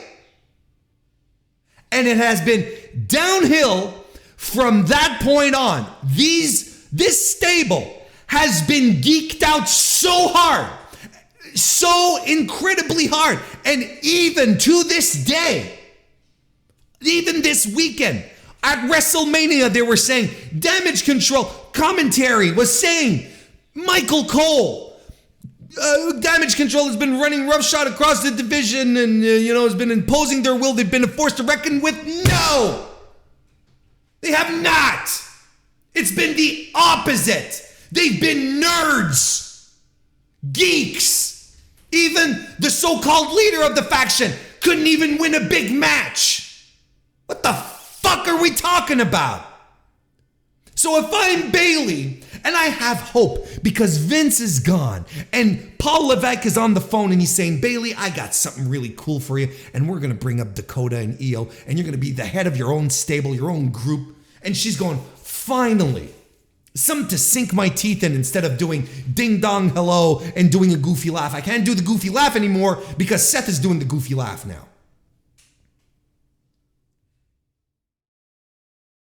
And she's jobbed out. She's a jobber to the stars, as we used to say back in the 90s. That's what she is. And now losing flat on her back, that's a sign. Doing the JOB as you're leaving the territory. And I don't blame... It's not going to get better with Vince. And Bailey's a smart cookie. She knows Vince pigeonholed her. She knows what he expects of her. Bailey was a built-in NXT success. She was a built-in success that they could have brought up and just let her go. But no, they had to fix her. They had to tweak her. She never kissed a boy and all this bullshit. Remember that? In the meantime, she goes across seas at Clash at the Castle And what are the people of Wales doing? Not Wales, Scotland. Where were they? I don't get. In the UK, I don't remember. What were they singing? They were singing the old NXT Bayley song. And you could tell she was loving every minute of it, that it meant something for her, but she was playing her heel role perfectly and telling them to shut up. Because she's a heel. And you're going to tell me that this woman didn't have potential to be a big star for the women's division? Fuck right off.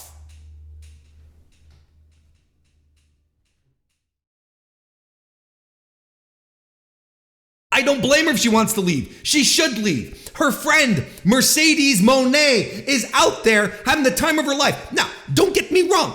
Don't get me wrong. I am not saying that Bayley can hit the circuit like Mercedes did and start asking for Mercedes money and, and being on that level.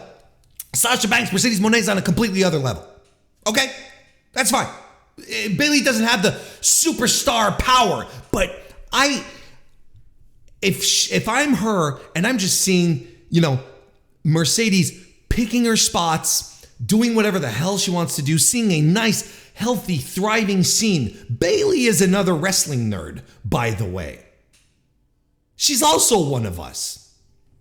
I am not saying that she's an instant success. What I am saying is that she can absolutely see what Mercedes is doing. Christ, she was with Mercedes when she at the New Japan show in February. She was backstage. She was there. She saw the show. She hung around. She sees this shit. She's no dummy. I was like, man, instead of just sitting around and waiting for Vince to tell me what to do, why don't I take the bull by the horns and do my own thing? And that's commendable. She can absolutely do that. And there are promotions that will open their arms wide for someone like Bayley. And as for Io Shirai and Dakota Kai, I don't know if you heard, like they had an offer from Stardom before coming back at SummerSlam. They had both. Dakota Kai had an offer from Stardom, and apparently Io Shirai wasn't far behind. And I complimented Dakota, where I'm like, good for her to have leveraged this, call Paul and said, hey Paul, do you have something for me? Because I'm about ready to hit the bricks to Japan. And Paul was like, yeah, you know what? Hang on a second. Let me get some money for you. Good for her for leveraging and so on. But they're absolutely sitting around doing, what the fuck are we doing? The fuck is this shit? And now Vince is back. We're doomed. We're doomed. There's a bunch of people who are doomed now that Vince is back. Anyone who was not on Raw on Monday has to be crapping their pants.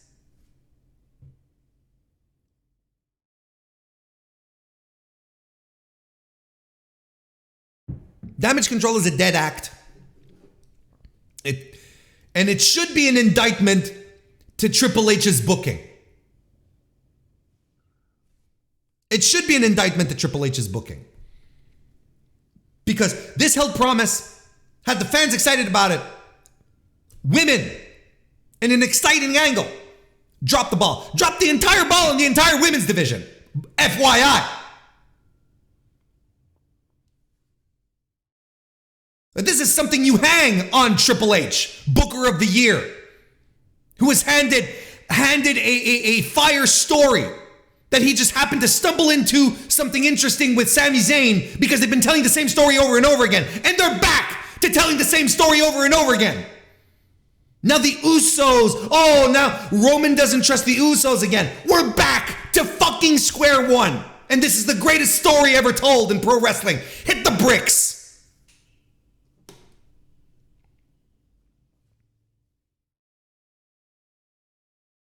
Rey Mysterio defeated Dominic, who was driven into the stadium in a corrections vehicle.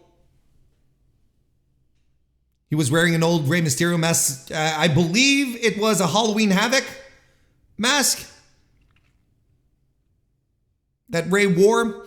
Rey gets chauffeured to the ring by Snoop Doggy Dogg in a lowrider, and he gets 3 different songs for his entrance. He gets a Snoop. It's literally like a medley. He gets Snoop, he gets Eddie's theme, and then his own. You know what? I dug the entrance. I thought it was great. I liked it. And this match was sponsored by Cinnamon Toast Crunch. Nothing says blood feud like sweet breakfast cereal, right?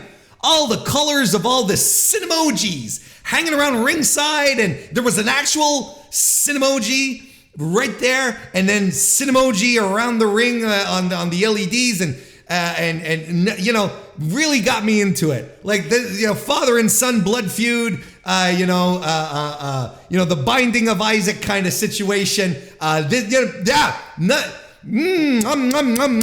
me some crunchy breakfast cereal. Cinnamon Toast Crunch is pretty good. You know what they have a variety now that is called churros. Cinnamon Toast Crunch churros, which if you were to ask me, and you're not, but I'm speaking right now and you have no way to control what I'm saying, I prefer to Cinnamon Toast Crunch. I would give a high recommendation to Cinnamon Toast Crunch churros cereal if you enjoy Cinnamon Toast Crunch, period. As you know, I can't stand Dominic. I think he stinks. I think he is bad at every aspect of pro wrestling. He doesn't get it. He doesn't know how to look like a star. And I think WrestleMania exposed that. And I'm sure that a bunch of people enjoyed. I am sure the World Wrestling Federation entertainment fans enjoyed this match because it's a story and it paid off, and good for them. And because to me, this match was average at best and insufferable at its worst. Ray guiding Dominic through spots. Good. Dom interacting with his family. Terrible. I can't do it. I think he sucks. He sucks. He's a bad pro wrestler writing an irony gimmick. He was serviceable in this match because his father is fucking Rey Mysterio. And just like the matches he had during the pandemic where he was guided through the matches with Seth, this kid can't do it. And when I said that WrestleMania exposed him for being anything but a star, everyone on that card owned their entrances. If you strip away the Dan Barry and all the other local indies who were dressed up as constables bringing him to the ring, he just sort of ambles along and he's just there. He doesn't have presence. He doesn't project anything. In the next match, I've got one woman coming out solo without any bells or whistles, and she is commanding that fucking arena. And then you have Dom Mysterio. Pale as a sheet, wibbly wobbly. The finish was overbooked. The LWO, the Mysterios, Bad Bunny, I can't care for it. And I apologize. The match in itself, it's all right. But I can't do this match. It's too much for me. I can't do it. Again, I'm sure WWE fans were out of their mind. And they were like, fuck yeah. I get it. This is a good build. I get it. I think it's ironic that the LWO comes out to save Ray. From what I understand, he rebirthed the LWO, which is funny because back in the original storyline of the Latino World Order, Ray didn't want to join. And then when he did, like, it was done like 2 weeks later or some shit like that. Hey, Fretz, how you doing, Mr. Fretz? Nice to see you. I got no use for this. I'm sorry. Like I said, the match was fine, but everything that made the match what it was supposed to be, I can't do it. However,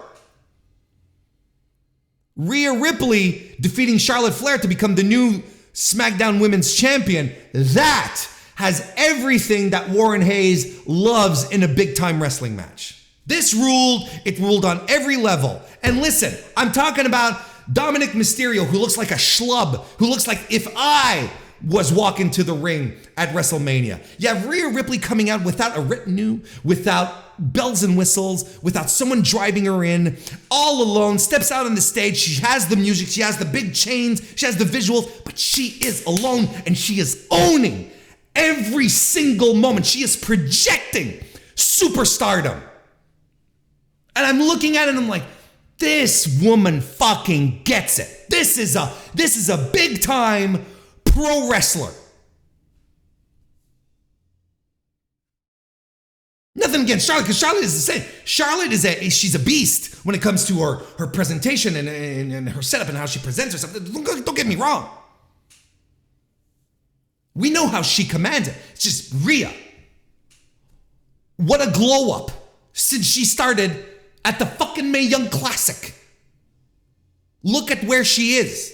This is a success story. If they continue to make her, she can absolutely be a megastar. And they need big stars for the women's division because the four horsewomen, one of them is gone, one of them is probably on the way out, or at least it looks like it, and two others are getting up there in age. Charlotte's taking another break. And it ain't gonna be Liv. They tried with Liv. It ain't gonna be Liv. Sorry to say. Bianca is a win.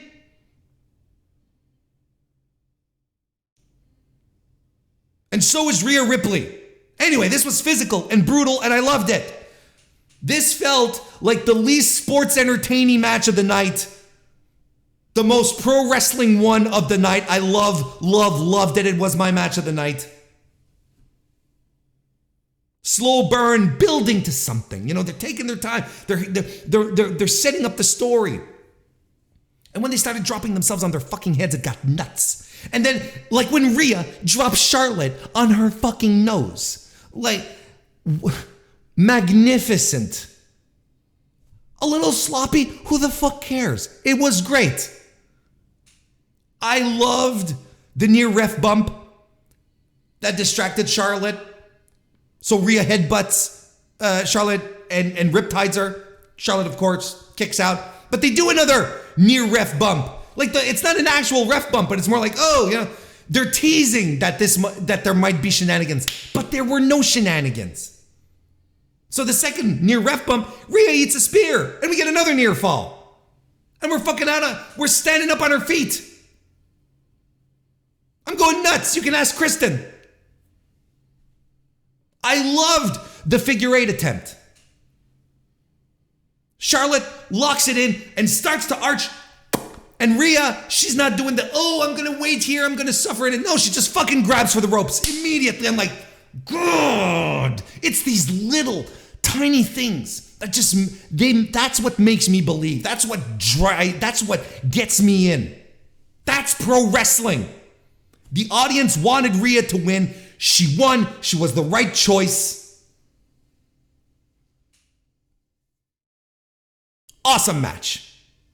Match of the night. Best match of either woman's career. One of the top women's matches in the history of WWE. It's Charlotte's best match by far. And yes, I throw in the great matches that she had with Sasha Banks. This is better than her WrestleMania match a few years ago against Asuka. I don't remember which one. I'm bad with the WrestleMania numbers. This just ruled. It ruled and it ruled again. Then we do a segment with The Miz, who I don't understand the hosting of WrestleMania thing. They come out twice to do shtick. Pat McAfee comes in. I have no thoughts on this. I have no thoughts. This is this. You know what this is? I'm lying. There is a thought. This is WWE seeing how everyone thought it was so funny. The reaction that Michael Cole had when he jumped up and he was, you know, was it a Royal Rumble when Pat McAfee jumped up and come out, his music hit, and Michael Cole jumped up like, you know, he was a fucking gopher, you know. what are those prairie dogs? And this is them doing the same thing here. It's like, oh, let's get Michael Cole excited again. People like that. And they're going to milk this. They're going to do this again. You know how they are. We get an interminable series of things that show up on the main screen between the end of that segment and the opening of the main event, including Lil Uzi Vert showing up. Again, I got no thoughts on this other than, can we please just get to the wrestling? Let's have some main event stuff. And we got it with Kevin Owens and Sami Zayn defeating the Usos to get the undisputed tag team titles. What do they call them? WWE Raw, WWE SmackDown tag team titles, whatever they call them. Kevin Owens, Sami Zayn come out. They have the PWG logo and Super Dragon's mask on their trunks. And here's something interesting. Match starts with immediately Sami being the babyface in Apero. Straight out the gate. So there's no messing around. There's no initial burst from the babyfaces. No, we're going straight to the heels. And I thought this was a nice little refreshing break from the usual stuff. And the story here is that the Usos are pummeling the shit out of Sami until he's on spaghetti legs, until he's believably done. And yet when he kicks out, people lose their minds. This is tremendous storytelling. Tremendous. KO gets an early electric hot tag with diving sentons and frog splashes to the floor. Sami lands a brain buster on the April. I was hoping he'd do one on the turnbuckles, but the spirit of El Generico was not with us that night. Swanton by Kevin Owens, but the Usos get back in control and have a super kick party. The Usos drive Kevin Owens through the commentary table. He's dead. He's gone for eons. And this is where they inflict massive punishment on Sami. We get some monologuing. It's fine. But Sami hits an exploder suplex on Jay into the corner. Kevin Owens comes back with some pop-up power bombs, some awesome high-impact moves from everyone. The crowd is so fucking into this. Kevin Owens is psyching Sami up. He's like, let's finish this. I loved it. Kevin Owens lands a spinning slam off the top rope on Jimmy, I believe. Jay eats a haluva kick, and another haluva kick, and another haluva kick. And we have new champions. What a fucking celebration. And you know what? Here's the thing. For everyone who's like, oh, but I like it when they talk during the match and they say, Sami Zayn, I was petrified when he was doing the haluva kicks, right? He was picking Jay back up, right? And they're the ones who have the most direct rivalry, right? Those are the two that have the most friction because Jay learned to love Sami and he feels Sami betrayed him. You know the story. And so he hits the haluva kick and he picks up Jay, who's he's dead weight, puts him up on the corner, does it again, and then he picks him up again and he's looking at him. And Sami did not, and I was terrified he was going to monologue, but he didn't. Sami didn't have to, he didn't have to say something like, you were my brother, I loved you, it's like, I loved you so much, you were my family, all that kind of, we didn't need to. Because everything in Sami's face and the reactions that he was doing, everything was clear. We understood what was going on. We didn't need to have it shut down our throats. Why? Because we're smart. Because we're not fucking pieces of wood. We're not ponytail palms. Just beautiful stuff. There's no way you cannot have enjoyed this match. There's no, even if you hated the bloodline angle, what a beautiful payoff. This was the payoff to the entire bloodline story. And they pulled it off perfectly at the right moment. This was it. It hit the highs right here. Couldn't have gotten any better. Hit the highs right here. The payoff was spectacular. It worked. Everything about this worked. I can't say I can't say anything bad about this match. I just can't. And they avoided a lot of the pratfalls of typical WWE booking in these types of main event situations. Speaking of main events, there was the controversy, right? The speculation. Was it going to be the tag team match, or was it going to be Charlotte and Rhea that was going to main event? Now, I made a case for both last week, and I still maintain it. But when you look at how things played out, this was absolutely the right call. And if Charlotte and Rhea were pissed off at not main eventing the main eventing night one, and they delivered that match to sort of prove whoever made that call backstage wrong, well, we win. We got 2 final matches on night one that overshadowed anything that was so-so or bad on the card. 2 matches that absolutely carry a show.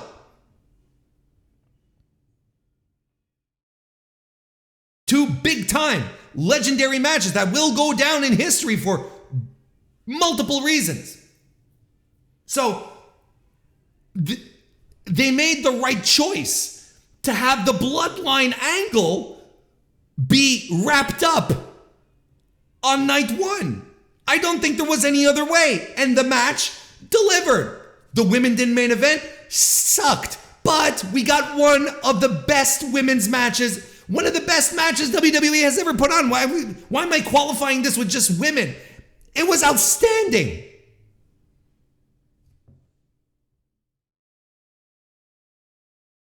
Great stuff. Fantastic night one. I told you we were going long tonight. How's everybody doing? WrestleMania 39 night 2 now. Now, you want to talk about an entirely different feeling from what I had night one? This is it right here. I got annoyed at this show. I got annoyed real fucking fast at this show. Really fast. And it stayed throughout because, oh Lord, okay. Brock Lesnar defeats Omos in less than 5 minutes. So the story here is Lesnar is being tossed around, which, you know, that's what we wanted. Isn't that what we wanted out of this match? We wanted Brock Lesnar to be thrown around. Have him in a position that we've never seen him in before, right? And he does. And it's just, hey, look, it's a big, stupid match with big, stupid men. Brock F5s Omos twice. No, he tries once, but oh, my back, he's such a big gentleman. But he does it like immediately after. It's like, okay, all right. You know, Brock Lesnar saw John Cena hit the pay window like within 11 minutes, and Brock was like, bet I'll hit the pay window in half the time.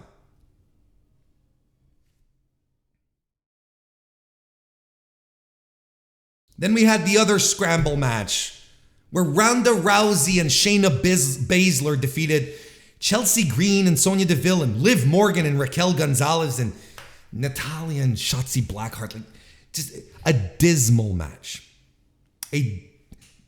Dismal.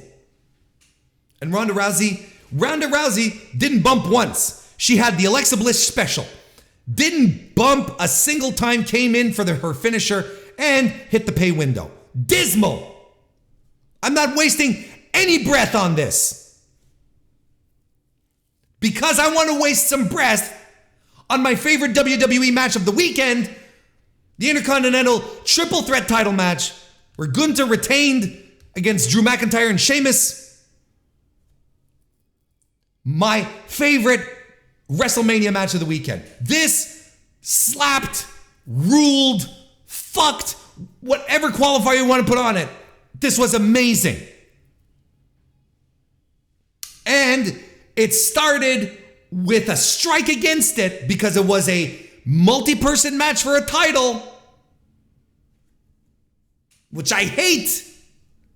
But here I am singing its praises. It was outstanding. And despite the tropes, right, where Drew McIntyre takes Gunther out with the kick from the get-go and Gunther eating a kick suddenly incapacitates him for 3 minutes straight. I'm like, see, and I hate this shit and I know why they do it, but these are the WWE triple threat tropes, right? But this match was so good. This match was so good that I forgot about them. It made me forget them. And it was creative enough. There was enough good stuff that I have never seen in a WWE ring to make me jump out of my seat and say, this fucking rules. I'm annoyed from the get-go, but that disappears. Because we get the most King's Road match I have ever seen in World Wrestling Entertainment. We get the bro kicks, the topes, the near falls. But this is a fight. It's a fight. My favorite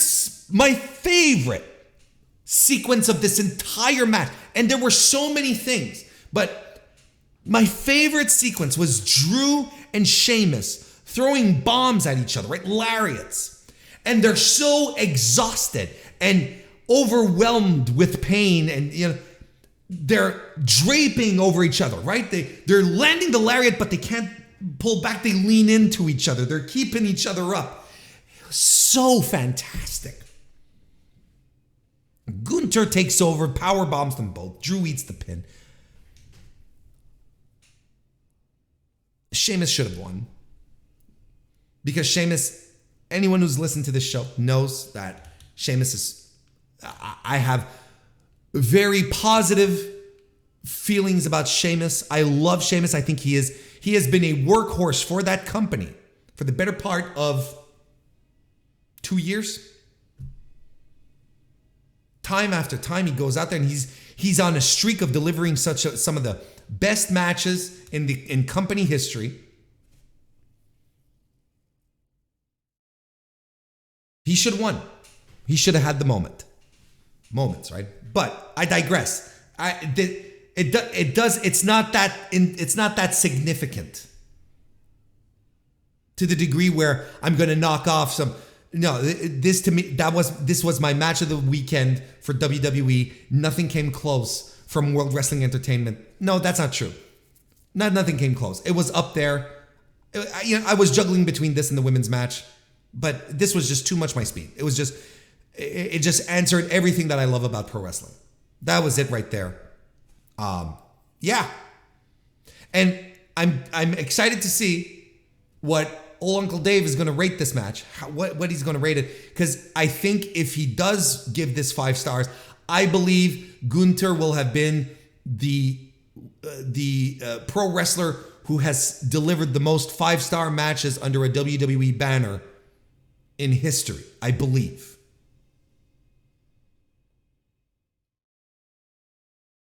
It's Gunther's gold. He's gold.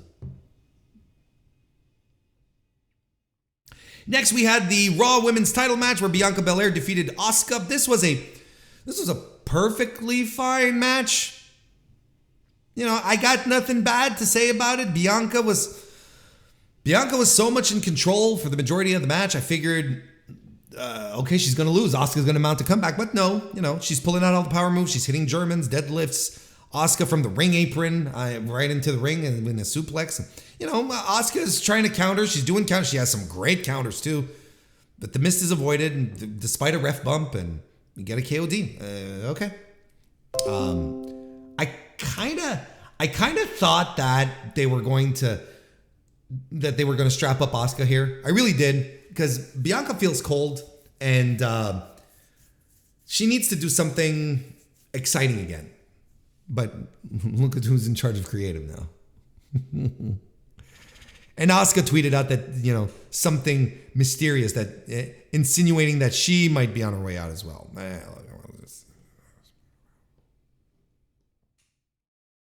Bianca's, 3 for 3 at WrestleMania, the new streak. And yeah, I agree. I think this was her, out of the 3, this was her most underwhelming match of the 3, but it was fine. Then we had Shane McMahon show up and blow a quad on a leapfrog. I don't know what to tell you.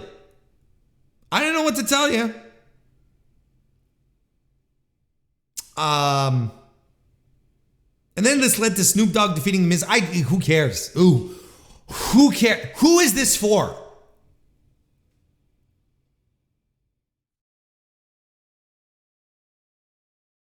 Then we get the Hell in a Cell match. Edge defeated Finn Balor. Good God. This was a whole lot of nothing. And look, I remember the Brood.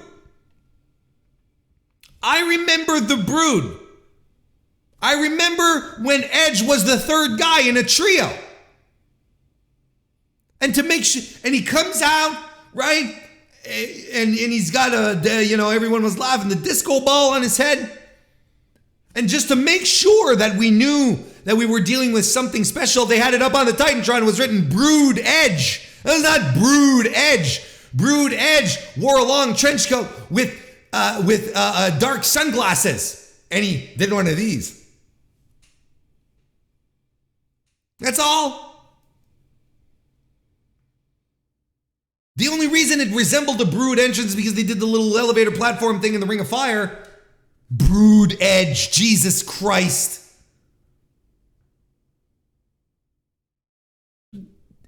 The Brood was a flash in the pan. People remember it just because of the entrance. They were never special. Because next thing you know, it's the Hardys who are in the Brood. What? All right. Anyway, Hell in a Cell. Nothing says blood feud like color-coordinated weapons. Right? Am I right? Am I right, fellas?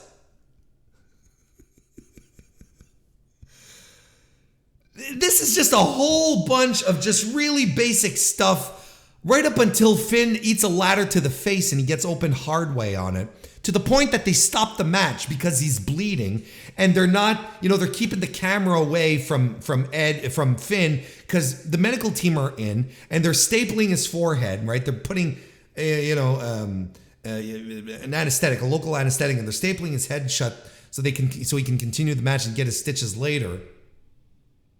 Imagine stopping a Hell in a Cell match because there's blood.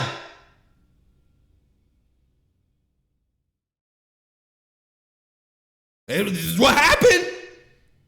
You tell 1998 Warren Hayes.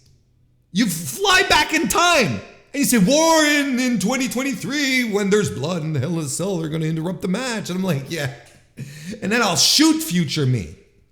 Because that's how I rolled back then. This is the thing that ends careers, right? This is that transforms people forever, right? That and fucking Elimination Chamber, right? And yet everyone just, they go into it and they come out and everyone's like hunky-dory. And then something actually dramatic happens and we can't show it, we can't speak about it, we can't talk about it. I call for moratoriums on ladder matches. I'm calling for moratoriums on Hell in a Cell. Why? Because Hell in a Cell's in an environment, in a pro wrestling environment, in the year of our Lord 2023, where AEW exists on North American television, I cannot stand to watch a quote unquote brutal cage match that includes no blood. I just can't. You can make an argument that AEW maybe does it too much, but they brought this back. They brought it back. I can't watch a guy grate another guy's head into the mesh and no one gets busted open. Like, to me, it's a fail. It completely takes me out of it. It's baby's first hardcore match. I couldn't give a shit. And on top of that, nobody remembers Hell in a Cells anymore. No one does. You have Hell in a Cells all the time in WWE. There's a pay-per-view a year. At least up until recently. I don't know what they're going to do moving forward. Maybe Vince is going to bring it back at this point. I don't know. Who cares? But they bring it back here. No one remembers anything. No one remembers his spots. Yes, we all remember Mankind, Mick Foley being thrown off. Do you remember that he was thrown off twice? Another time as Cactus Jack. Do you remember that? Do you remember how he was thrown off? What about Rikishi? Remember that? Drew McIntyre? Do you remember that? No, of course you don't. Maybe Rikishi because of the bales of hay, because that was pretty funny. But Drew, you don't remember. No one remembers these fucking matches. You maybe remember 5. I think I'm being generous. I think you remember 5 Hell in a Cell matches. Taker and HBK. Okay, sure. Undertaker and Mick Foley, of course. No one remembers remembers these fucking matches anymore. Does anyone remember Randy Orton versus Jeff Hardy? No, of course you don't.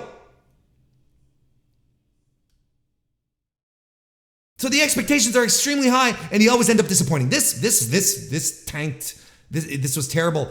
The fact that they stopped the match, all of this was bad. All of this was bad. And the audience is so starved for something to happen in this match that they're chanting "Holy shit" when the Demon Finn Balor, let's not forget that, climbs up to a little ledge off of the Hell in a Cell to jump feet first through a table in the ring. So he's not doing a senton. He's not doing a wild spot. He's doing, and that's fine. I don't mind if he does a safe spot, but it's a safe spot. But the audience so wants to get behind this. They're holy shitting that move, that very safe, very basic move. Edge rolled off of the table. Nothing happened. Edge wins this match. Who cares? Why is Adam Copeland winning matches in 2023? No one has had a better road to WrestleMania than Adam Copeland.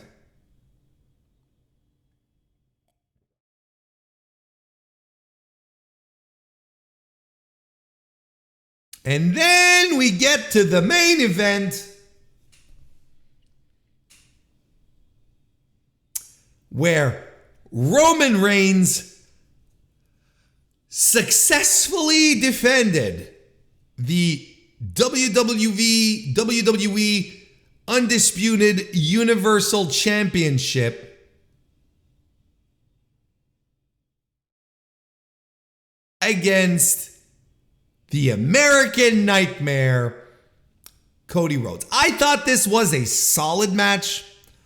I thought the work was fine. I thought I was sucked into the drama of it. But it turns out this was laid out like every Roman Reigns match you have seen over his historic 1,000-day reign, or whatever the fuck. Whatever they call it. It's been the same. Interference upon interference, then unexpected interference to get to the result that we get. Despite that, okay, don't get too snarky just yet, Warren. Dial it back. Despite it all, the match felt big time. The match felt big time. Huge. Oh, yeah. It was absolutely the wrong booking decision, but the match was big time. And I'm going to tell you, you can have all the mental contortions you want to try and make sense but this was the moment, and there's no other way to go around it. This was it. This was the apex. You were not going to be able to put the paste back into the tube at this point. We're done. Instead of giving the live crowd and the millions of people watching on the Peacock at home or on the WWE network elsewhere, despite all of that, despite giving all of these people a good, feel-good moment, you decided to do the complete opposite. And this is why I tweeted out, WWE fan, I feel bad for WWE fans because they could have been treated to a real, authentic, feel-good championship moment. One that had been expertly built. I can't put it over enough. This was, Cody's booking has been sensational. Everyone talks about the bloodline, but I think Cody's booking in WWE has been the true tour de force for this company. Super hot babyface. Pull the trigger here. It will never get better than him coming to the ring, giving his belt to fucking Brody Lee's kid, hugging his daughter, giving Brandy a peck on the cheek. The crowd eating up every single fucking moment of this. It will never get better than this. You can argue with me all you want. Save it for MSG. Save it for Money in the Bank. Save it for Saudis. Stop saving the moments. Just fucking pull the trigger on them. You had it. You had it right there. And the mental contortions have begun. WWE fans, read my lips. You were cheated out of a spectacular generational moment, a true defining moment. Oh, it's going to be big. Here are the two completely insane theories that have been thrown my way. Warren, don't worry. He'll just win Money in the Bank. He fucking won the Royal Rumble. He doesn't need to win Money in the Bank. What are we doing? This is insane. Warren, we're going to redo this at WrestleMania 40. He's the American Nightmare that's going to win it in the birthplace of America. You're nuts. You're going to wait another year for this? Are you insane? Are you crazy? What are you doing? This is bad. This is bad on every level. It's indefensible. And yes, I'm going to go down this route.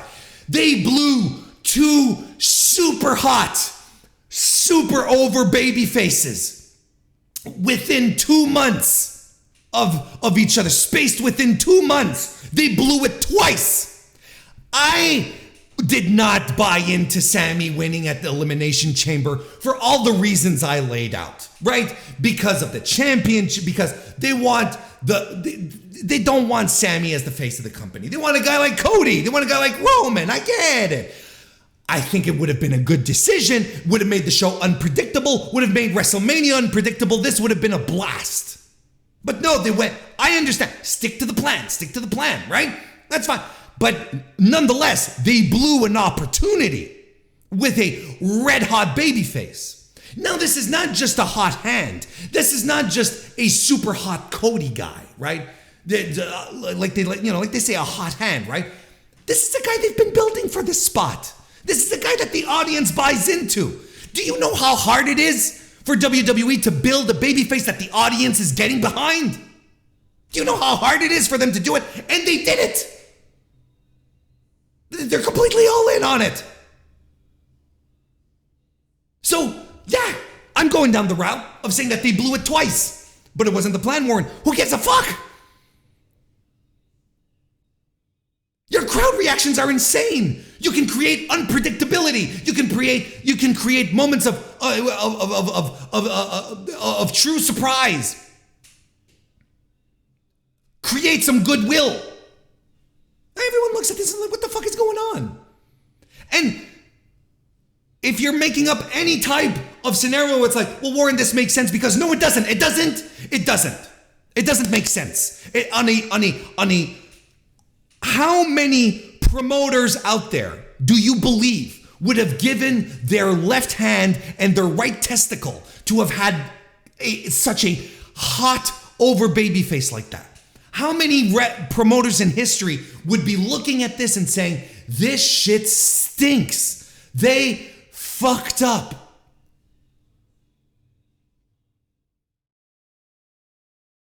It doesn't make sense. Oh, the story. This isn't a question about the story. This is pro wrestling. This is getting a hot crowd. This is getting your product feeling hot. Because now, look at what happened on Raw.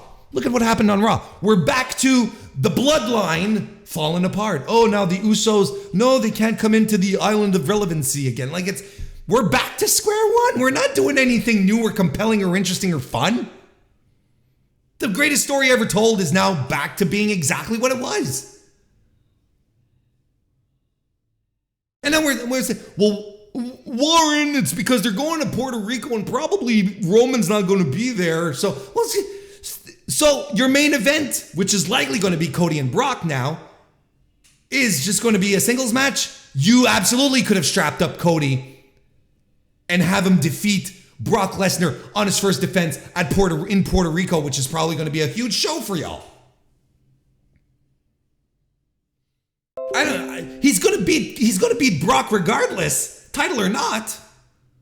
I do not understand. I don't get it. It doesn't make sense. It just does not connect for me. It doesn't.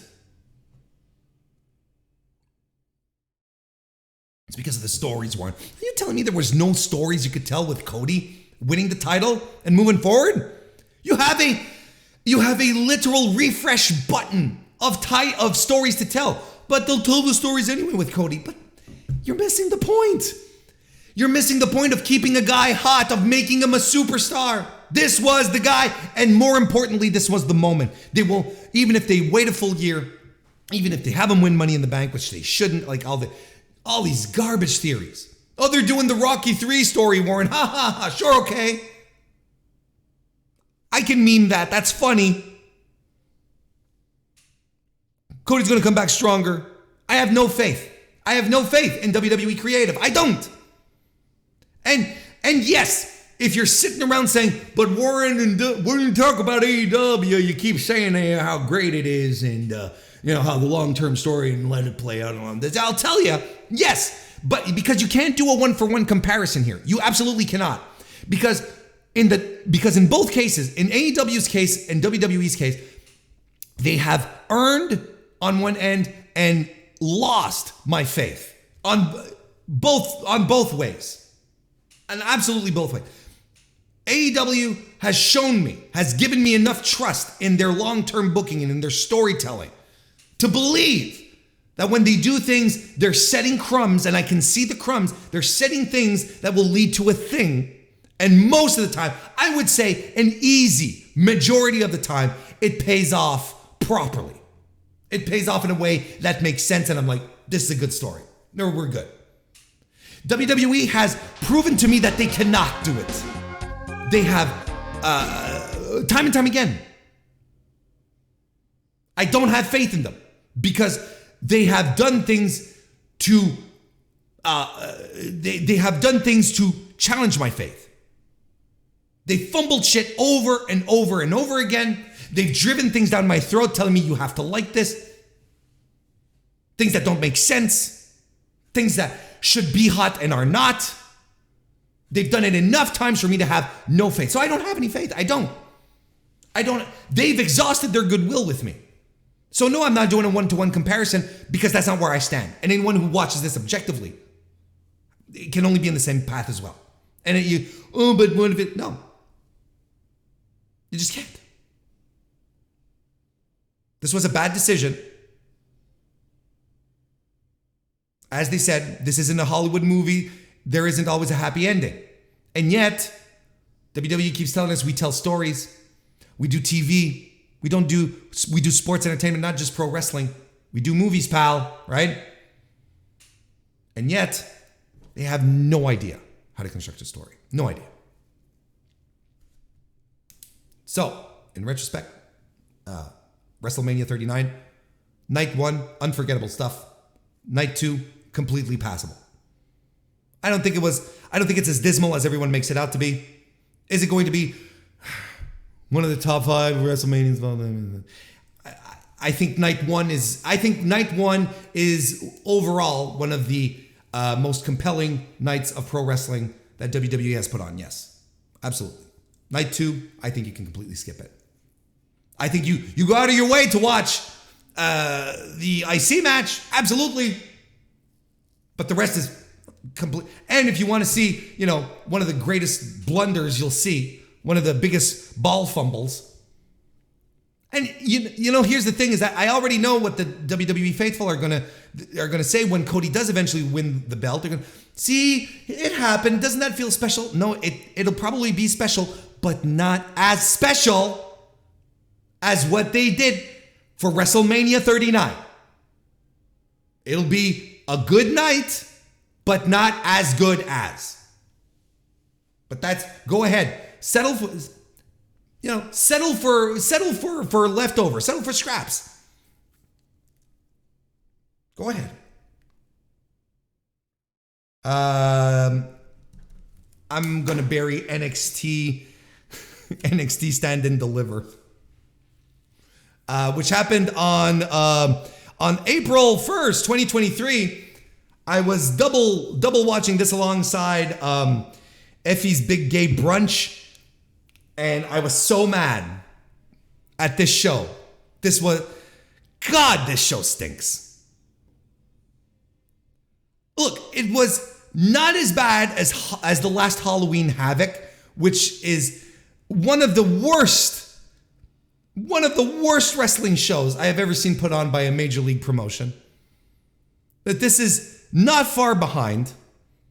Crypto.com Arena in Los Angeles, California, hosted this thing that opened up with a pre-show where Chase U and Tyler Bate and took on the Schism with The Rock's daughter. Let's just get it out of the way. She's on the track for being another legendary wrestler's child who just doesn't have it. She's on track. I'm not saying that she won't improve, but out the gate, it's not unlike David Flair and Ric Flair. Ric Flair, one of the most fucking charismatic men of all time to ever do the thing. David Flair, an absolute can of tuna. And this is the same thing. How do these children not even closely inherit some of their parents' most beloved traits? How does this happen? But that's not even what I want to talk about. That's not even what I want to talk about. I want to talk about Tyler Bate. Wrestling prodigy Tyler Bate in his 20s, his early 20s, winning the NXT UK championship. They're building the brand around him and Pete Dunne. A guy that everyone sees wrestle and is like, this is a superstar in the making. This is a guy who's going to redefine the business. And he's still in his 20s and he is a footnote. He is nothing. He is a guy who came over when the NXT UK shit collapsed. Came over to put over Braun Breaker. This is a guy who is losing everything that he had built, who is being, it's not even underused. He's being wasted. And I'd be goddamned if he doesn't realize it. I absolutely cannot get behind the idea that this kid doesn't realize that he is wasting away. And they're putting him on the fucking pre-show in a match about owning a school. Who fucking cares? What is this?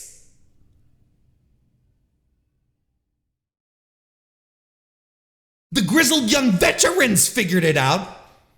Zach Gibson and James Drake, they fucked off. They asked for their release. It was granted. They're gone. Good for them.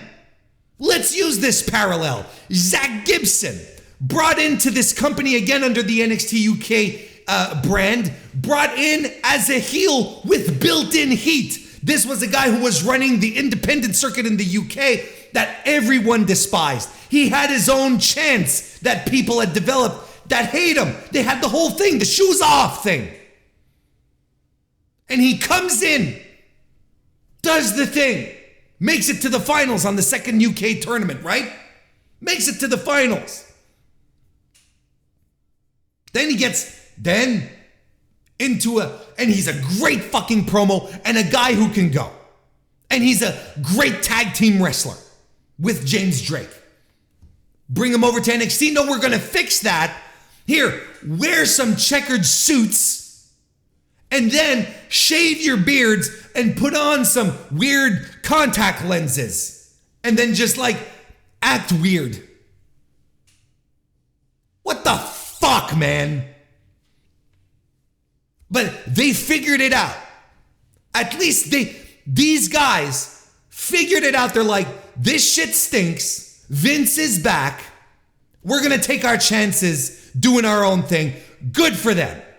Or, look, maybe they're just gonna hang it up too. Because you know what? My passion for wrestling would be sucked out of my body as well. If I were done, if they did to them, to me.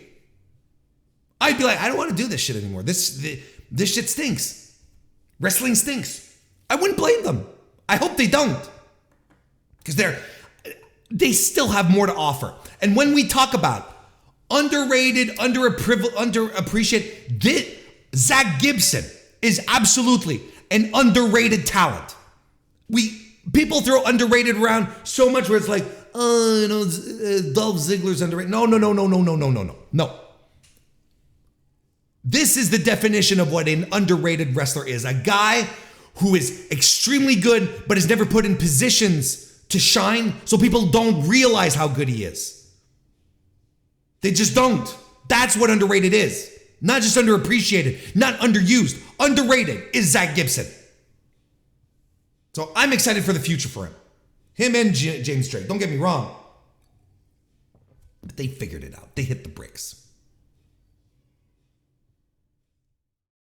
Tyler Bate. Who cares? Fucking dismal pre-show to start this bullshit. Thankfully, things picked up a little bit with the opening match. Women's title 6-way ladder match. Let's just call it a scramble. Indy Hartwell defeated Roxanne Perez, Gigi Dolan, Lyra Valkyria, God, that rolls off the tongue, Tiffany Stratton, and Zoe Stark. First of all, Tiffany Stratton ate nothing but shit in this match. She had 2 bumps in this match where no one caught her, no one looked after her. Especially the one where she dove, she did a tope con hilo to the floor. Everyone was there, and everyone sort of split like the fucking Red Sea so that she landed flat on her back. She ate shit in that match. Everyone in that match owes her a receipt.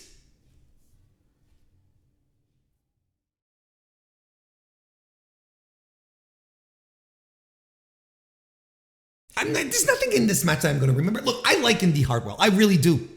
I like her. It's her turn.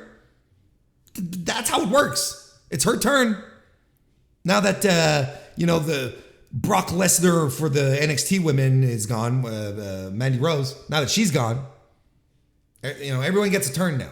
It's Indy's turn. And I like Indy Hartwell. I think she was an underappreciated member of the women's division. And when they all did the 2.0 thing, she was tossed aside so completely dramatically. I was like, this is just wrong. This is just unfair. Maybe not the most seasoned talent they have, because you have Zoe Stark in this division who fucking rules. Zoe Stark is my kind of wrestler. She is amazing. But nonetheless, you've got women who jumped the line here, as opposed to Indy, where I was like, I don't understand. I like Indy. I think it's fine. Dexter Lumis showed up to help. I mean, the finish is corny as hell. What are you going to do? I mean, this is Shawn Michaels. This is heartbreak booking. He's, lifting. It doesn't matter. None of it matters. It doesn't, the thing is that it doesn't matter. Zoe Stark fucking rules. Zoe Stark fucking rules, and she will always be put in this position where she will always be a bridesmaid, but never the bride, because she doesn't have that look that all these other women have on the roster, because she looks like a fucking fighter. She looks like someone that I'm like, yeah, she can kick my ass. And she doesn't do comedy. She doesn't do the fake porno skits. She does wrestling. They don't want wrestling.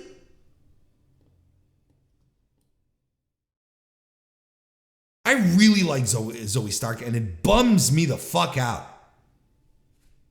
Not that I like her, but that, JC Jane got involved in this. JC Jane, here's another one. When I tell you they don't know how to heat people up, JC Jane had that fire angle where she kicked Gigi Dolan's head through a door. For God's sake. and they can't keep her hot. What are we doing? This is like 101 bullshit here. She should have been in the match. She should have been, and this is a woman who has legitimately improved. They do a Gargano family reunion thing later with Johnny and Candice and where's Austin Theory? None of this matters. But you know what? Here's the thing. The work was fine. I'm sick of ladder matches. So there's a lot of components in this match where I'm like, I'm so sick of a lot of what's going on here. I didn't like the finish. I think it was corny. But the work was fine. It was all right. And I don't understand the Roxanne Perez angle. I don't understand it. She was injured. She passed out after she passed out in the after getting beaten up by Miko Satomura. And between you and I, who wouldn't pass out after getting beaten up by Miko Satomura, right? So she gets beaten up, then she disappears, and then her title is vacated, but then she comes back and she cuts that sensational Emmy award-winning segment with HBK, right? That just we do movies, pal, right? My God. And then he's like, yeah, you can defend your title. Like, she had anxiety. Look, I don't have a problem if Roxanne has, I don't know if this is a shoot or not. If she's living with anxiety, that's rough as hell, man. Trust me. And if she wants to bring some awareness to it, I'm okay with that as well. But it's not the content, it's how the content was delivered that made it corny and stupid, and I don't understand. I've already talked too much about this match. NXT Tag Team title triple threat tag team match. The Gallus Boys defeated the Creed Brothers, and Channing multi-stacks 10 dimes Lorenzo and Tony D'Angelo. And this was dismal. This was bad. This was bad. It's a triple threat, right? No disqualifications, right? But everyone's tagging in. I don't know. Just fucking call it a tornado match. Let's stop this shit. And then commentary goes, the referee is losing control of the match. Who cares? Who cares? The referee doesn't have to have control of the match. Who cares? The Creed's rule, when they started dropping people on their heads, I was happy, but then they blow a Tower of Doom type of spot. And then Joe Coffey shows up to get the win for the Gallus Boys, like right in front of the ref because it's a no disqualification. None of this makes sense, but these triple threat or these three-way matches where the no DQ rule is immediately implied, it renders tagging in and out stupid, and it makes me mad. And this goes for AEW as well. Every time I see this, I'm like, why are you tagging in and out? Who cares? Who's the legal man? It doesn't matter. It doesn't matter. The referee is there to count a pinfall or to check for a submission. None of this matters.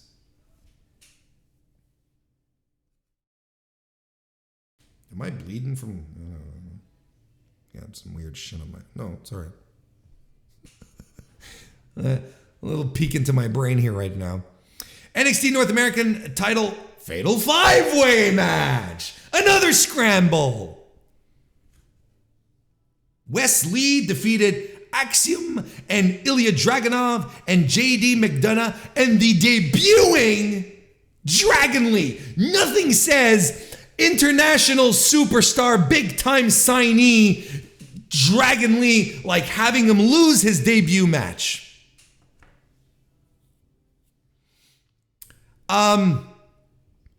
This is another match that a lot of people went ham on. I thought it was fine. I think it is overrated. Personally, it's a good spot match. Ilya Dragunov carried this match, in my opinion. And Dragon Lee did some things, but look, I am a WWE watcher. I'm one of those who screams for video packages when wrestlers I don't know appear on my TV screen, right? I'm one of those. And I see the hype pack. I see the opposite happens here. I see Dragon Lee getting the vignettes. I see Dragon Lee getting the hype packages, and then he hits the ring, and I'm sitting there and I'm looking at him and I'm like, what's so special about this guy? I don't get it. I don't understand. What is so special about this guy? You're not wrong. You know what I mean? You're not wrong to think that. You look at this and it's like, I don't understand what's the big deal is with this guy. There's guys in this match that outperform them. Ilya Dragunov ruled, but Ilya Dragunov rules all the time. I don't know what to tell you. You have some extremely solid pro wrestlers in here. I mean, there's some dopey spots in here with Wes Lee doing a Phoenix Splash on everyone that's piled up on each other for some reason. But the work is good and the spots are fun. On Cage Match, it's an 8.86. I'm like, no, what am I missing here? What is the magic that I'm not seeing in this match? It was fun. I enjoyed it. Don't get me wrong. I thought it was a lot of fun. But there's a lot of give and take here. There's a lot of stuff that wasn't that great. There's a lot of stuff that was unspectacular. Dragunov hits an excellent superplex. Wesley wins. He retains. What a way to debut your international superstar, right? That's how they were calling him, right? International superstar Dragon Lee. He's immediately just another guy on the roster. Now, like I mentioned earlier, before we started the podcasting about itself, he's wrestling Nathan Frazier tonight on NXT. It's probably dead at this point. I assume it was very good. Like, I'm gonna watch it. But I guess Dragon Lee, he's got to pay his dues, right? He's got to work his way up in the business. He's got to pay his dues. It was fine. It was fun. Spots. It did what it had to do. It's fine. But there might be a lot of this that is a me problem because I've been watching scrambles all weekend at this fucking point, and multi-person matches. I saw a couple of them here. Ladder matches. I know there was no ladder, but like at some point you do get oversaturated with this shit, and you're like, can I just have a one-on-one match? Maybe this is one of the reasons why I enjoy Johnny Gargano and Grayson Waller so much. Because it was a one-on-one match, finally, on this fucking show that I could sink my teeth into, and you know what? It ruled. Match of the night, I enjoyed this. Match of the show, nothing else even comes close. Nothing else comes close to how great this match was. Unsanctioned match, Gargano defeated Waller. Love the spot where Waller sets up some chairs on the floor, and Johnny Gargano suplexes him off the apron onto the chairs. Waller pummels Gargano after a rolling stunner. The Candice stuff, I thought the Candice stuff was going to bother me. When Candice was ringside with the baby, I was like, oh shit. Because we got all the recap, right? And the home invasion and all the bullshit, right? That's fine. So I know why Candice was there. I know why. But gave her the kendo stick, and they were like, and Grayson Waller probably told her, yeah, just wail on me, Candice. And Candice is hardcore. She was fantastic. It was fantastic. She hands the baby off to a perfect stranger, and she grabs the kendo stick, and she starts fucking wailing on Grayson Waller after Johnny Gargano was wailing on him. This was great. Just great stuff. This was violent. It was violent. It felt like a grudge match. It felt like a blood feud. Grayson Waller ruled. This is the third pay-per-view in a row, I believe, where I'm putting over Grayson Waller. He was fantastic in the deadline match. Stand out. His psychology was on point. He did his goddamn best with, with the stiff known as Braun Breaker in their fucking cage match. He did his goddamn best. And here, outstanding work. There was monologues. There was, there's a bit of dopey stuff in here as well. But I loved it. I thought it was great. It was supposed to be violent. And it wasn't pretend violence, and no one looking down at their hands going, can I do this? It's like, I love it. I think Grayson Waller is a fantastic heel. I think he's great. Look, I don't watch the show week for week. I know there's a lot of people who can't stand him. I see it in the chat even right now. It's like, people don't see it. But every time I see him on pay-per-view, I'm like, this guy's a standout. This guy's an absolute standout. Big fish in small pond, maybe. The pond is, it's not even filled with fish sometimes. Sometimes it's just fucking mollusks. Alba Fire and Isla Dawn defeated Fallon Henley and Kiana James to win the NXT Women's Tag Team title match. This is bad. Went on too long and it was under 10 minutes. The heels win with a swanton backbreaker, but look, Kaylee Ray is arguably, Alba Fire is arguably the best all-around wrestler that they have in the women's division in NXT, and she's a wizard. She's a warlock, a witch, whatever the fuck, a sorceress, whatever it is they're doing with her. And putting her in these dismal matches. If I'm Kaylee Ray and I'm seeing my boys, the grizzled young veterans who came up with her at the same time on the UK side of things, I'm packing my bags too. I'm asking for my release too. This is awful.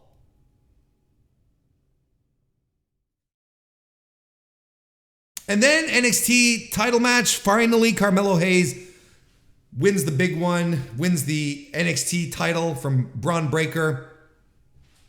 I thought this was fine. I don't think it was anything special. I got annoyed early on because Carmelo Hayes flubs a springboard move, and then they do it again just so Braun Breaker can no sell it, right? I'm like, come on, guys. I know you're told stick to the script, but this is so fucking annoying. Like, pros would have tried something else, would have done anything else, but they do it again. Lots of arm holds, back body drop by Breaker. Trick Williams gets expelled after helping Carmelo Hayes up out of a backbreaker. Topi con Hilo by Braun Breaker. Run up Frankenstein as well. We get a spear and a ref bump. Steiner recliner. Carmelo Hayes taps, but the ref is dead. So Trick Williams interferes. Belt shot, cover, kick out. There's no energy to any of this because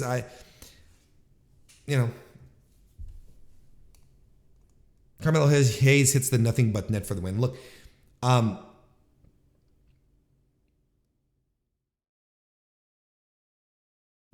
we've been talking about this every time that I review an NXT PLE. We've been long overdue to end the Braun Breaker experiment. It did not work. I believe that Braun Breaker came up at a perfect time for him to get over like he did. Pandemic, everyone's bored. Everyone wants wrestling to rekindle that energy that you get when you have live crowds. And, we all know it's missing deep inside, as subconsciously as it is or not. But, we're all trying to make sense. We see Braun Breaker coming out in his colors and looking like Rick and doing people are like, oh, this is so cool. And I think he was a victim of being overhyped by Twitter, by people online going, this guy rules. And then, WWE, the brain trust who keep telling us that they don't listen to the nerds online. They don't listen to Twitter. They don't pay attention. Well, they were paying attention here because they gave him a push, but too big of a push. And they tried to make him into something. It's not as if they were like, we're going to push him and we'll see what happens. No, it's like, we're going to push him and we're going to make him into a thing. Because they had him beat main roster guys. They had him beat darlings of the NXT UK scene. Guys who are so much more experienced than him, like Tyler Bate, like Ilya Dragunov, like JD McDonough. And nothing stuck to this guy. No connection to the audience. No reactions outside of, no excitement outside of him being a Steiner. Once that all died down, when people realized that, hey, you know what? Maybe this kid is a bag of goods right now. Maybe he's not ready for this spot. They should have pulled the plug. But no, it's like, no, this is our guy. This is our guy. This is the plan. This is the plan. So we dragged it out to fucking WrestleMania weekend to put it on a guy who has some charisma, who has some ability to back up what he's doing, who is a veteran as well. Good for him.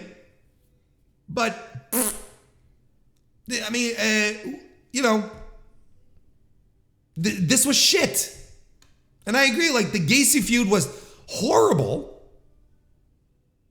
But this guy every main event on PLE that I've seen with this guy involved has been a snooze, has been such a bog standard regular match, or in the case of the previous PLE, the Valentine's Day thing, that was bad. That was outright bad. There's nothing here. There's nothing. And people are like, oh, he's going to get called up. This guy's going to get eaten alive on main roster. What are we talking about? The main roster audience is going to reject this guy. If he can't get over in the warehouse, how do we expect him to get over in a basketball arena? What the fuck are we doing here? No. Best of luck to him. But he needs some time away. He needs to move on. Not move on to other things, but he needs to move on to another place on the card. He needs to, I think he absolutely needs some time off. The most dominant champion oh, Jesus Christ, right? And when you look back at the litany of truly great former NXT champions, right? And they're trying to give us the hard sell on Braun being the most dominant. It's sad, man, is what it is. Dismal show. This was bad. It was this.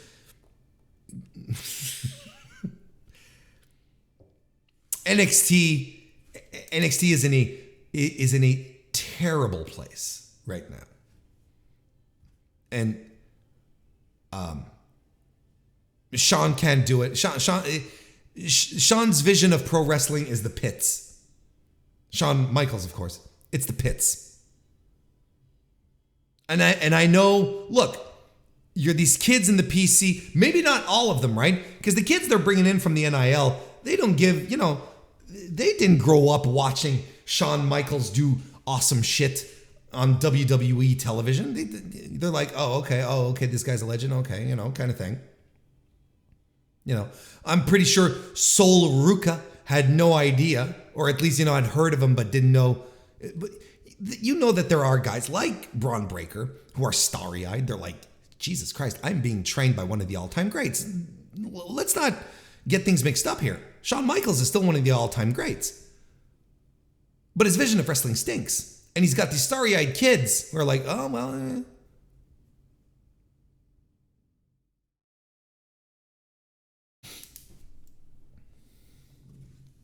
Anyway, don't watch this show. Or do. There's nothing I cannot, there's nothing I recommend. I really, really liked the unsanctioned match, but I can in good faith say go out of your way to watch it. I really, really liked it, but it's not something that I'm going to be like, I highly recommend it. Be other things to recommend very shortly as we dive into Ring of Honor, Supercard of Honor. I think we're gonna wrap up the show talking about this. What a show. Now this is a pro wrestling show. This was the best show I watched the entire weekend from top to bottom. There's nothing about this show I didn't like. Even with some bold booking decisions here as well. All-timer. This is it's a conversation for pay-per-view of the year. Let's start talking about it. Pre-show, 0 hour. Jeff Cobb defeated Tracy Williams. Fine match. It's all right. Kensuke Takeshita defeated Willie Mack. Enjoyed it. You know, these matches didn't overstay their welcome. They were fine. We've had better pre-show offerings from the Ring of Honor and the All Elite Wrestling. This wasn't, it wasn't one of these pre-shows where you're like, you have to watch everything and you're like, oh, jeez, everything is so great. No. Takeshita and Willie Mack was fine. I enjoyed it. It was fun and a good showing by Willie Mack. Good clash of styles. When you think that we were supposed to get, because it was leaked out, of course, Takeshita versus Will Ospreay before Ospreay got injured.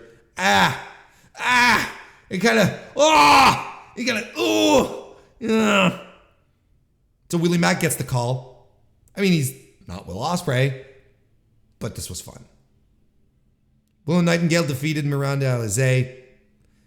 I feel like Miranda Alizé can be better than what she put on. I've seen her be better. That's fine. And Stu Grayson defeated Slim J. Only for the big surprise to have Dutch and Vincent. What do they call themselves? I forget. Not the Kingdom, not the Inscrutables. That's the name of my stable. The Inscrutables. Vincent and Dutch.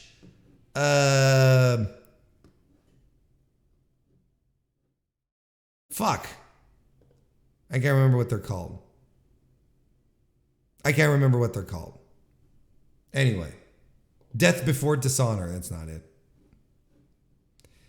But they showed up to the original spooky guys. The original spooks came out to confront the new spooks, the Dark Order, Super Smash Bros. Look, you can have whatever opinions you want on the Dark Order. Super Smash Bros. are a fucking great tag team. Underrated. I don't think a lot of people realize. I don't think a lot of people realize how fantastic of a tag team they are. Maybe this Ring of Honor environment is going to be able to handle it. But clearly we've got a little Ring of Honor feud here going with Vincent and Dutch and the Evil Uno and the Stu Grayson. The Righteous. Thank you, chat. But then, on top of it all, during the 0 hour show, the main event was the appearance, the arrival of Ring of Honor legend Nigel McGuinness, who joined commentary for the entirety of the Supercard, and that was awesome. I am really glad that Nigel is there. What an absolute fumble from the company known as World Wrestling Entertainment to be like, yeah, I got some bad news, Barrett, right? He's the guy we want on commentary, not actual wrestling connoisseur Nigel McGuinness, who has great delivery, who is a fantastic commentator, a great color guy. Fantastic stuff. Now, what I do have to, Kevin Patrick. Now, what I do, the bit of criticism I would give here is that Ian and Caprice are such a well-oiled machine. And I mean, they're a couple. They're just, they're finishing each other's sentences kind of thing. The only criticism I would have here is that he felt out of place in this well-oiled Riccaboni Caprice machine.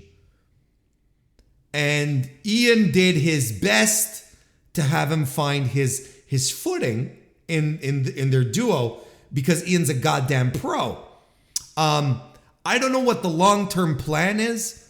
I have never been a big fan of three-man tables, commentary tables.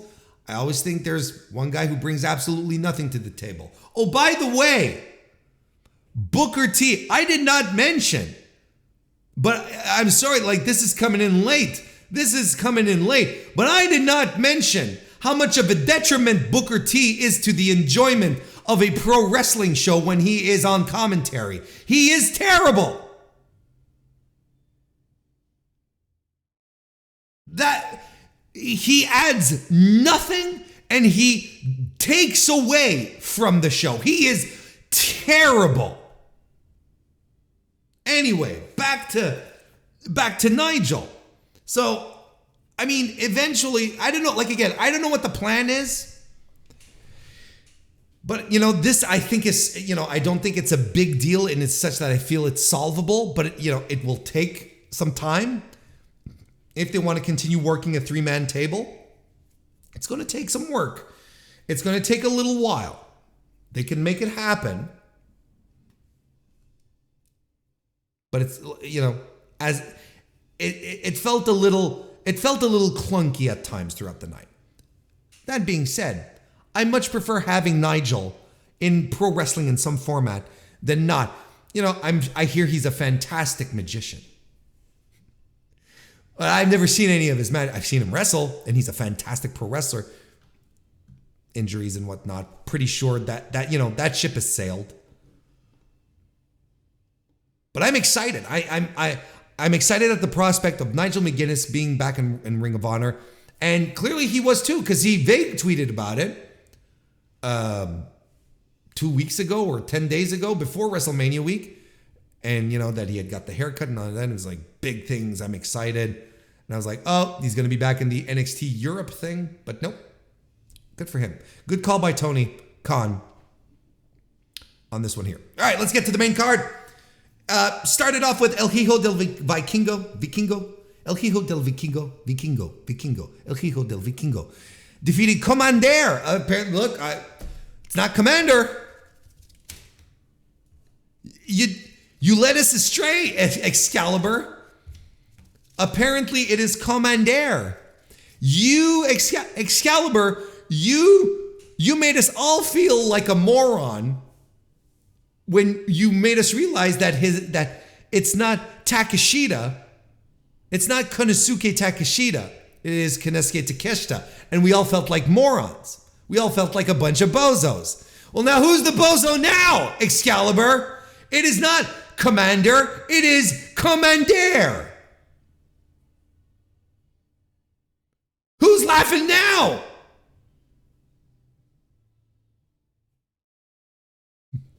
Look, this was as phenomenal as expected and then some.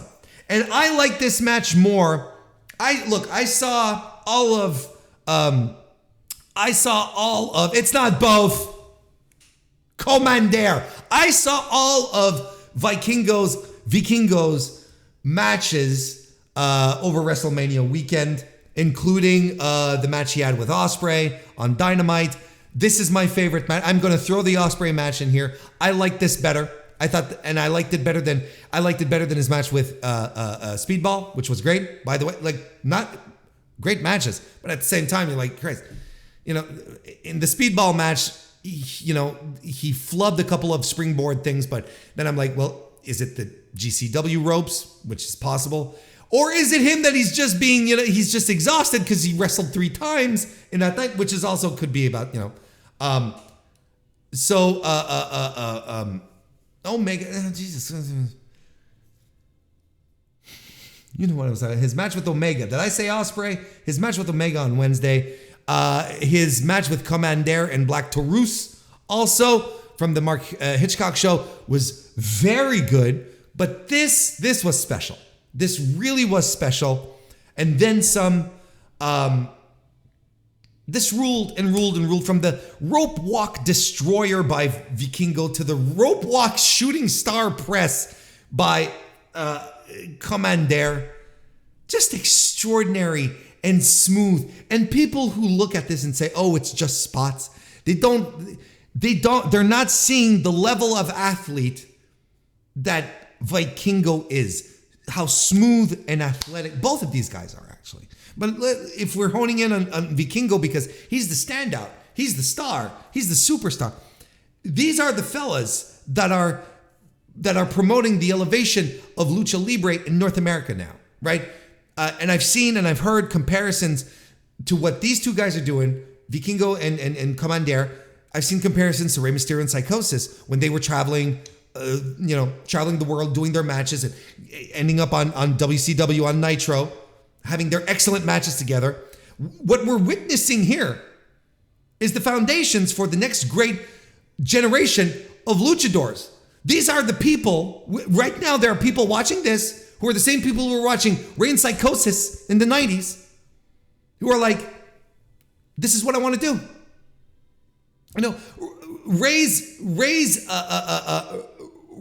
You know, I listened to Ray's acceptance speech from the Hall of Fame. We're not talking about that, by the way. But just as a point here, I watched it. I just don't think it's interesting. But, he mentioned, thank you WWE for giving me the opportunities to be something I'm not or whatever. And I'm like, this is all fine and good. But Rey Mysterio came into his own by being a discovery in Nitro, on WCW, on ECW. This is a guy who was discovered and was brought in because cruiserweights, because of different style and so on and so forth. This is a guy that he stood apart from every other luchador that was on the show, on Nitro, on ECW shows. Just stood apart because of how athletic he was, how he was doing the lucha shit in a way that no other lucha libre guy was doing. And he was working with Psychosis at the time, who was a guy who was extremely talented, could keep up with Rey, and could shine as well. Psychosis is just as responsible for Rey Mysterio as Eric Bischoff and Vince McMahon.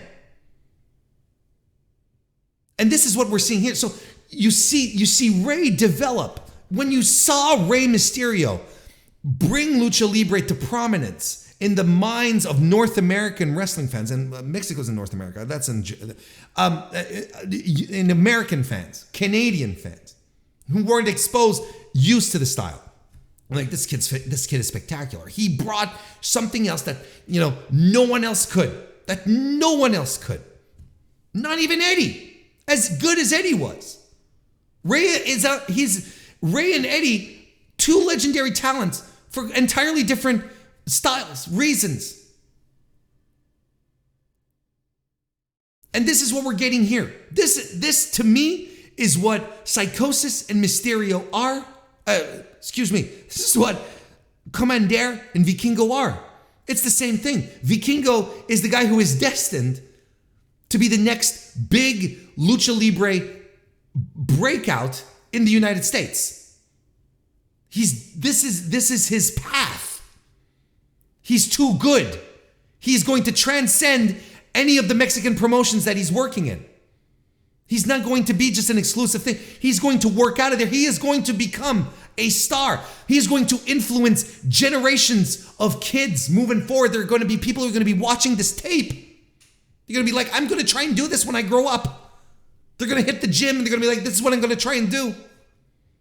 And we're going to get the next guy who's going to come on is going to say, I grew up watching Vikingo and Commander matches. This is what influenced me. So I have no time. And I agree with the chat. I have no time for people. I'm saying it's just spots. They're not seeing which is plain in their view, because there's no story, because there's no build, because where's the packages? We're in the cusp of watching something special, something truly generational in the pure sense of the word. In the meantime, people sitting around wondering, saying he's Mexican, he shouldn't be wearing Viking gear. That's a crucial part of this discourse, right? This is crucial. This is something we have to be talking about, right? Anyway, this match absolutely ruled. What a way to start the show.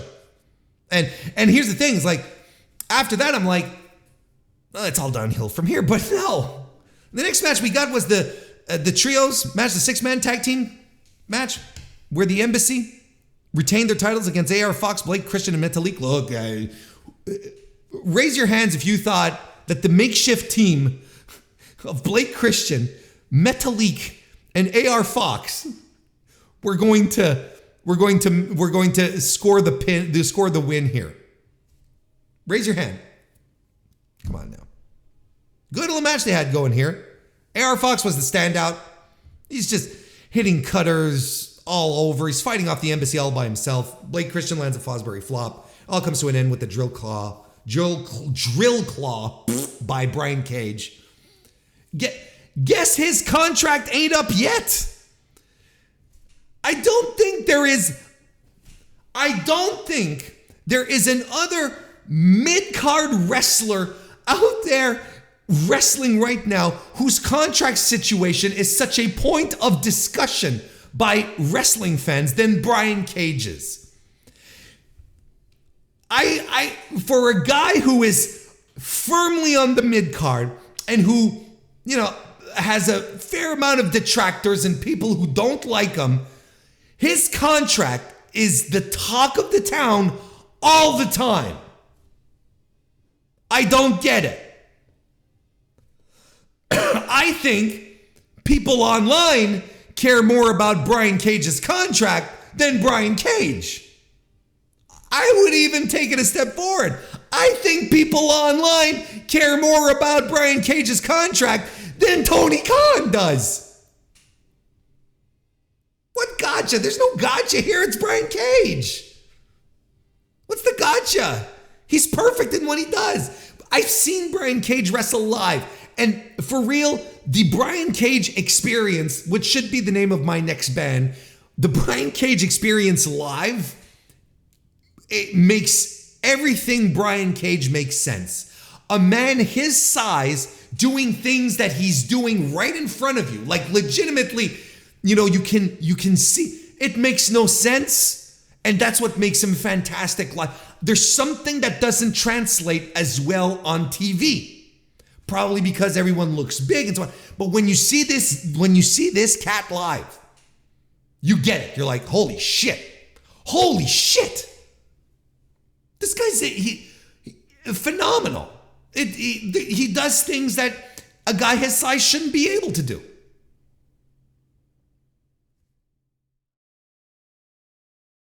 Anyway, fun little match and kept the crowd energy going, right? And I'm like, these guys, this is going to stink, but it didn't stink. You know what? Here's another thing I forgot to mention about WrestleMania. WrestleMania's biggest flaw, its biggest and most terrible flaw, is that it's so poorly paced. It is a horrendously paced show. Horrendously paced. You could watch the entirety, the 4 hours of WrestleMania. If you just stuck to the matches, you're done in 2 hours. The WrestleMania is paced so god-awfully horrible, and especially night 2, before the main event, with all the fucking nonsense with the hard lemonade, whatever the fuck. There's so much bullshit. Supercard of Honor, and I tweeted it. I said, this is what I like, a wrestling card that has no nonsense on it. You're here to watch some wrestling, I'm giving you wrestling. No bullshit, no nonsense. I loved it. Ring of Honor Women's World Title match. Athena successfully retained her title against Yuka Sakazaki. I see a lot of people that were down on this match, and I don't know why. I really liked it, but at the same time, Haas Athena rules. And here's another woman who probably because of the WWE style and what they want their women to do and so on and so forth, probably was, oh, you have to do the aerial moves. You have to do a tornado DDT. You have to jump off the ropes. You have to do all sorts of bullshit. And then Athena starts being aggressive. Then she starts throwing forearms, throwing elbows, kicking people, and all of it makes sense. Then Athena becomes a package where you're like, this all rocks. It sticks to the fundamentals that she is so good at. And I like this pairing here because it was a contrast of offense, which is weird at the same time because Yuka in TJPW, when she's in North America, she's all smiles, the magical girl, and doing which is cool, don't get me wrong. But in TJPW, she's darker, she's violent, like she's done being all smiley faces. She doesn't smile. She goes in there and she beats people up. That's her thing. But here she does the other, the babyface gimmick, and all right, that's fine. My point being is that Yuka here could have gone much more strong style. We could have had a King's Road style women's match here. But Yuka stuck to the aerial offense, the power bombs and Liger bombs and all of that. And sorry, Athena was doing the power bombs and the Liger bombs. But everything worked. I thought this was solid. Did it tear the house down? No. Was it a bad match? Hell no. I enjoyed it. I thought this was a good match. Athena does a springboard stunner. I'm not gonna lie. Has she stopped doing the eclipse or whatever the fuck she was calling it at the end? Because she didn't do the top rope gimmick with with the spinning stunner, basically. She really just did like a springboard from one rope to the other stunner. Is that her new thing? Good stuff anyway. Ring of Honor World Television title match. Samoa Joe, our champion, successfully, to the shock of millions, successfully retained the title, defeating Mark Briscoe by referee's decision. Mark Briscoe slept, fell asleep. I thought this was a super match. I thought this was great. Mark had full babyface energy going into this, and Joe was ready to fuck him up. And what more do you want? You want a likable, high energy, wild man like Mark Briscoe, who just went through personal tragedy, and you're invested in this, and you're like, come on, man. Come on, let's do this. And Joe was like, nah, man, I am raining on this parade. And Mark is trying to get this done early Froggy Bow attempt. Joe beats him up, does the running elbow corner, the running elbow in the corner and the corner in Zagiri. Mark Briscoe lands a blockbuster off the apron, which was cool. He lands the Froggy Bow, but Joe locks him into a sleeper. Briscoe tries to fight out, but Joe lands a sleeper suplex and then locks in the Kikina clutch or whatever it is called it now for the win, to the shock of millions. Bold booking decision. I'm gonna give you more thoughts at the main event. Are we cool with that? Outside of, to wrap this one up, I loved this match. I thought it was spot on. Samoa Joe is cooler than Samoa Joe is the coolest motherfucker. There's only one way to describe him, and that's it. Hey, Sean Taggart, member of the MrWarrenHayes Show channel. Good to see you. Hiroshi Tanahashi defeated Daniel Garcia. Yeah, a perfectly fine match. What more do you want? It's all right. Look, the commentary around this match, the podcasts I've listened to are all, right. And it's something that you've observed if you, watching New Japan, like his body's catching up with him. It eventually has to, and it is. I think this, but it's still Tanahashi. It's still Hiroshi Tanahashi one of the greatest to ever do it, coming out, commanding the room, even though he's missing all of his fucking front teeth. And you have Daniel Garcia, who's having the time of his life in the ring, wrestling a fucking legend of the sport. He even does Nakamura spots. I mean, this was great. Fun little match. And it was fine. And it continues this history of, Ring of Honor working with Japanese promotions, which, it all ties into this understanding that Tony Khan has about Ring of Honor, where it cannot just be another, or as some people like to call it cannot just be AEW black and red. It has to be something more special because Ring of Honor is special. So Tony understands these things. These partnerships are important. These matches are important. Yeah. Again, this show is so perfectly paced. You get a great match, like the TV title match, and you don't want to lean into something too crazy just yet, so you have a nice little cool down match, but doesn't feel like a cool down match. You're still like, this is great. I'm having a great time. Daniel Garcia is having a great time. Everyone's having a great time. Does not stay its welcome. Perfect. And again, this is my agenda. This is, I keep hearing about how podcasters all have agendas. Here's mine. Anyone who says that Daniel Garcia doesn't have a personality anymore is banned. Banned. It's someone that you should not listen to. It's someone that you should not trust. It's someone that does not watch the product. Dan Garcia here's a guy who has worked with Chris Jericho for the better part of over a year at this point, and he has absorbed everything Chris Jericho has told him about being a superstar, about being a guy who commands the room and character work in ring. He has absorbed everything and he is putting it into application.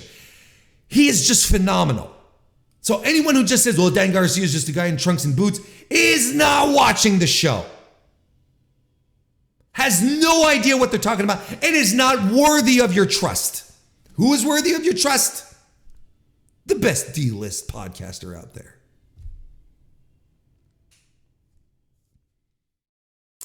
Ring of Honor World Tag Team title Reach for the Sky ladder match. A scramble. Let's call it what it is. The Lucha Brothers defeated Top Flight, The Kingdom, Aussie Open, Dralistico, and Roosh. Not forgetting anyone, am I? Nope. To become the new Ring of Honor Tag Team Champions, the Lucha Bros. Right? Vacated by Mark Briscoe. Retired the old design in honor of Jay. I thought that's the kind of shit I can get into. I like that. Makes it feel meaningful. Makes the titles extra special. Look, this match had all the components of everything I hate. I enjoyed this match to a degree. And again, this could be a me thing.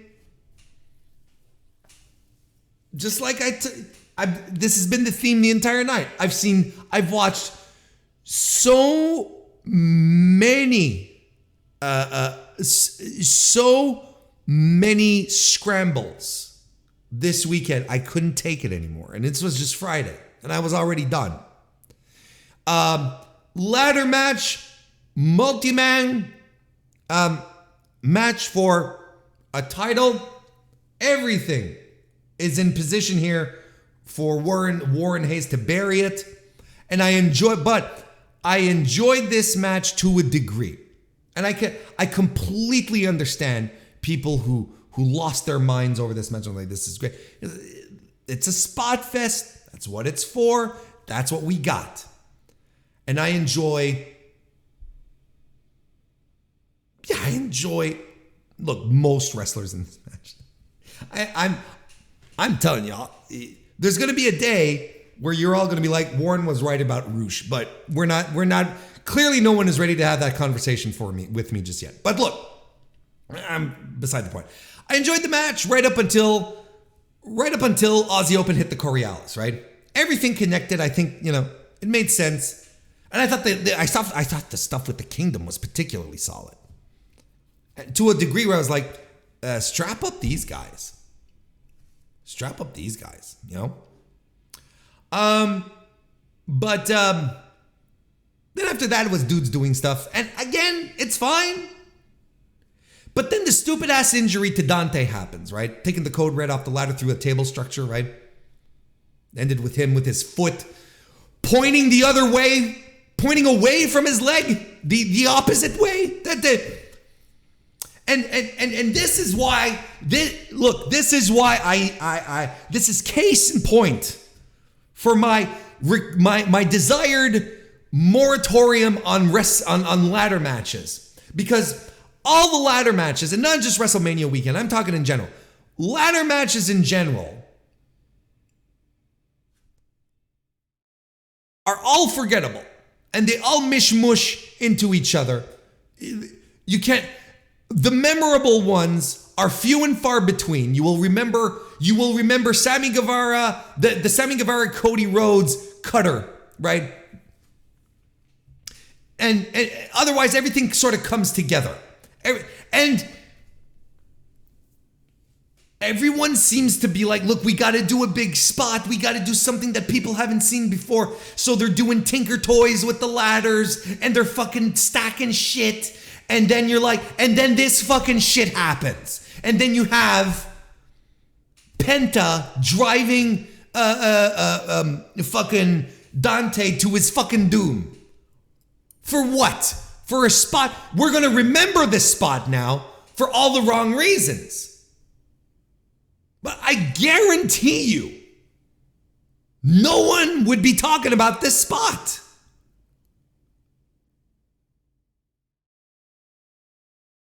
Would it all be in the past now? Oh, another high impact, crazy ass ladder match spot. And now guys are getting injured. Terribly injured. Severely injured. This was not cute. This was not nice. That was a horrifying injury. So, and the reason this shit happens is because the wrestlers feel they have to kick it up a notch in these ladder matches, because everyone has seen dozens of ladder matches.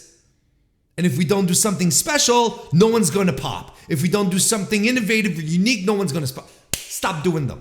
Stop fucking doing ladder matches. I'm spent on them. There hasn't been a truly memorable one in a while. There hasn't been one that has blown everyone's mind in a long time. They're overdone. And then they're usually 5 to 6 dudes doing ladder matches. I'm done. I'm completely spent on ladder matches. If I don't see another ladder match again, it will be too soon.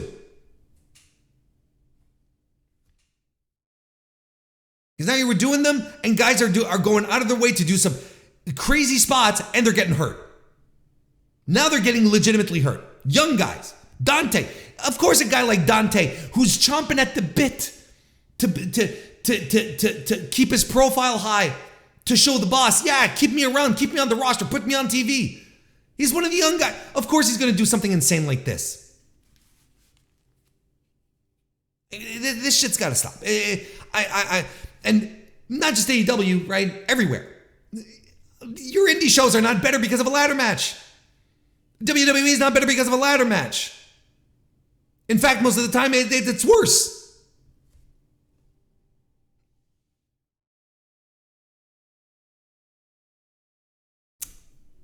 Then we had, I just want to preface this. It is April 4 when we are recording this, 2023.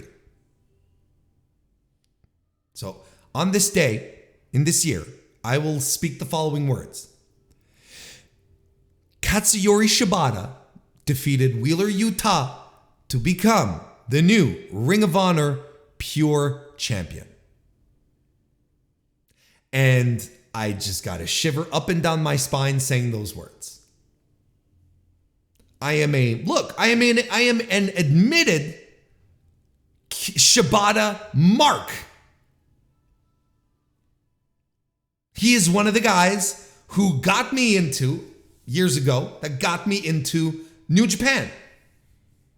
One of the top ones. I was devastated when he got injured. I cry now when his theme starts because I cannot believe. Am I choking a break now? Maybe, but I cannot believe that he is still around doing professional wrestling. And I am grateful for that. So I see this, I see him coming in, and I'm like, this is perfect. Like, this does not have to be, this is not the high octane Tomohiro Ishii match. It doesn't have to be, we don't have to focus on the head. It's a grappling match. It's the pure title. It's pure rules. It's perfect for him. Never did I expect he'd be strapped up. That means he's coming. That means he's going to be back. Now, does that mean that I don't think this means that he's going to have a regular schedule. If he just pops in for another pay-per-view, that'll be that, right? Or a defense. I don't think he's suddenly going to hit the road. I don't think he's going to add on to his schedule. His injury was severe. He was told he will never wrestle again, that he's putting his life in danger if he ever does it again. To be completely transparent, I'm not a complete and utter dummy. We don't know what his medical condition is. New Japan doesn't release that kind of stuff. We don't need to know it either. This is private shit. We know that New Japan has had a hard time clearing him, putting him on shows. These are all things we know. So, how cleared is he? Couldn't tell. But, he's not having the strong style matches that he once had, obviously. And he's playing it safe in the style of matches that he's doing, right? But in the style that he's wrestling, he's fantastic. This match was spectacular. And the story here, it's not complicated. We have the master, the legend, a defining catch wrestler from Japan, schooling the young champion, the young, arrogant upstart of the Blackpool Combat Club. Yuta was using rope breaks and closed fists, while Shibata was no-selling chops. I don't think Shibata lost a single point, right? He lands the hesitation corner drop kick to the delight of thousands. Suplexes, kicks, slap, PK, win! Don't get me wrong, this was not a squash. Utes put up the best fight he could, but he was outclassed. He was outclassed. And with what happened after the main event, this feud is continuing. And I am absolutely for the story of Wheeler Yuta coming back to challenge Shibata again and getting his title back. So, fool me once, shame on you. Fool me twice, you won't fool me again. What was the thing that George Bush said? Anyway, but that's the thing. So it was extraordinary. And I am so happy about this on so many levels. Yeah, zero rope breaks. See, Shibata was the master in control. So Yuta goes back to the drawing board. He gets beat up a little bit by Mox and Claudio, and he comes back and he gets the win. And he gets one over Shibata. Ring of Honor is so good right now. It's ridiculous. All of this was fantastic. However, I do need to point out that Madison Rayne was one of the scoring judges of a Katsuyori Shibata match. Let's say that one more time just to make sure that that we all get the true gravitas of this situation. Madison Rayne was a scoring judge of a Katsuyori Shibata match.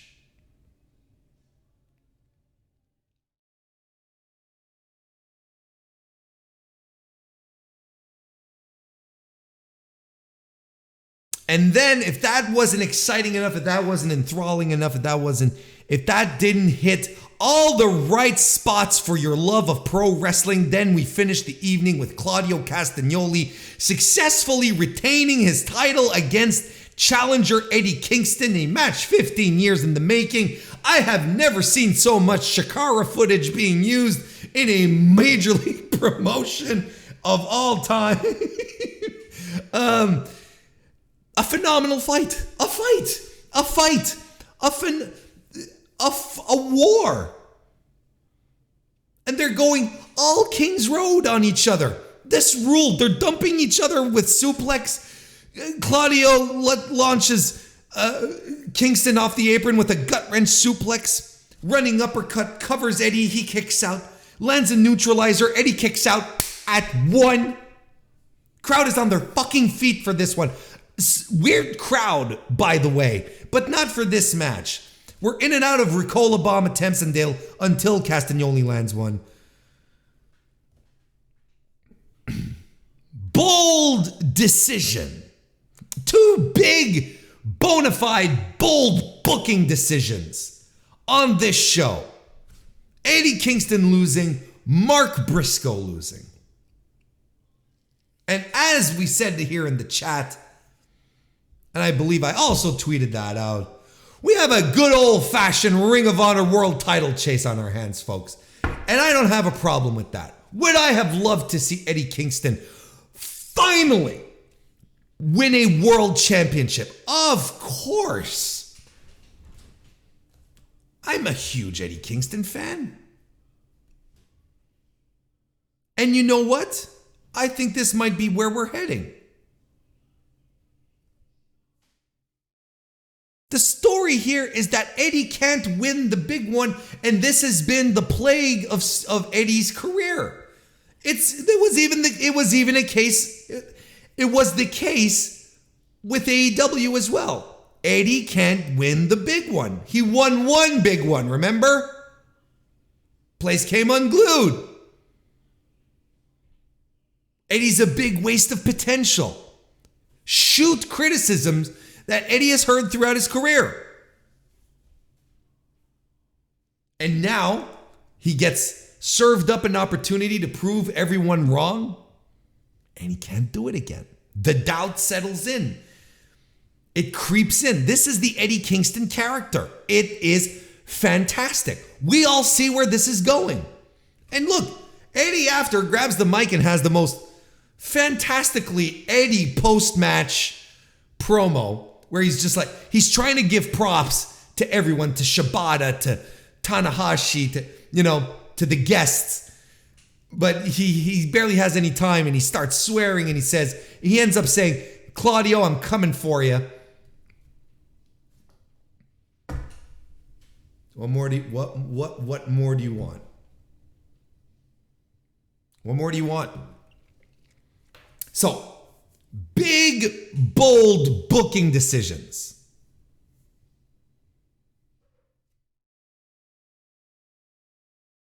Now, why am I not comparing this on the same level as Cody and Roman? Where I myself was coming into the show with, I thought, were two locks. Mark Briscoe winning the TV title to honor his brother, and Eddie Kingston winning the world title, finally winning the world title, right? I thought those were locks. And a lot of people were disappointed and were shocked. I was shocked for both, but shocked in a good way.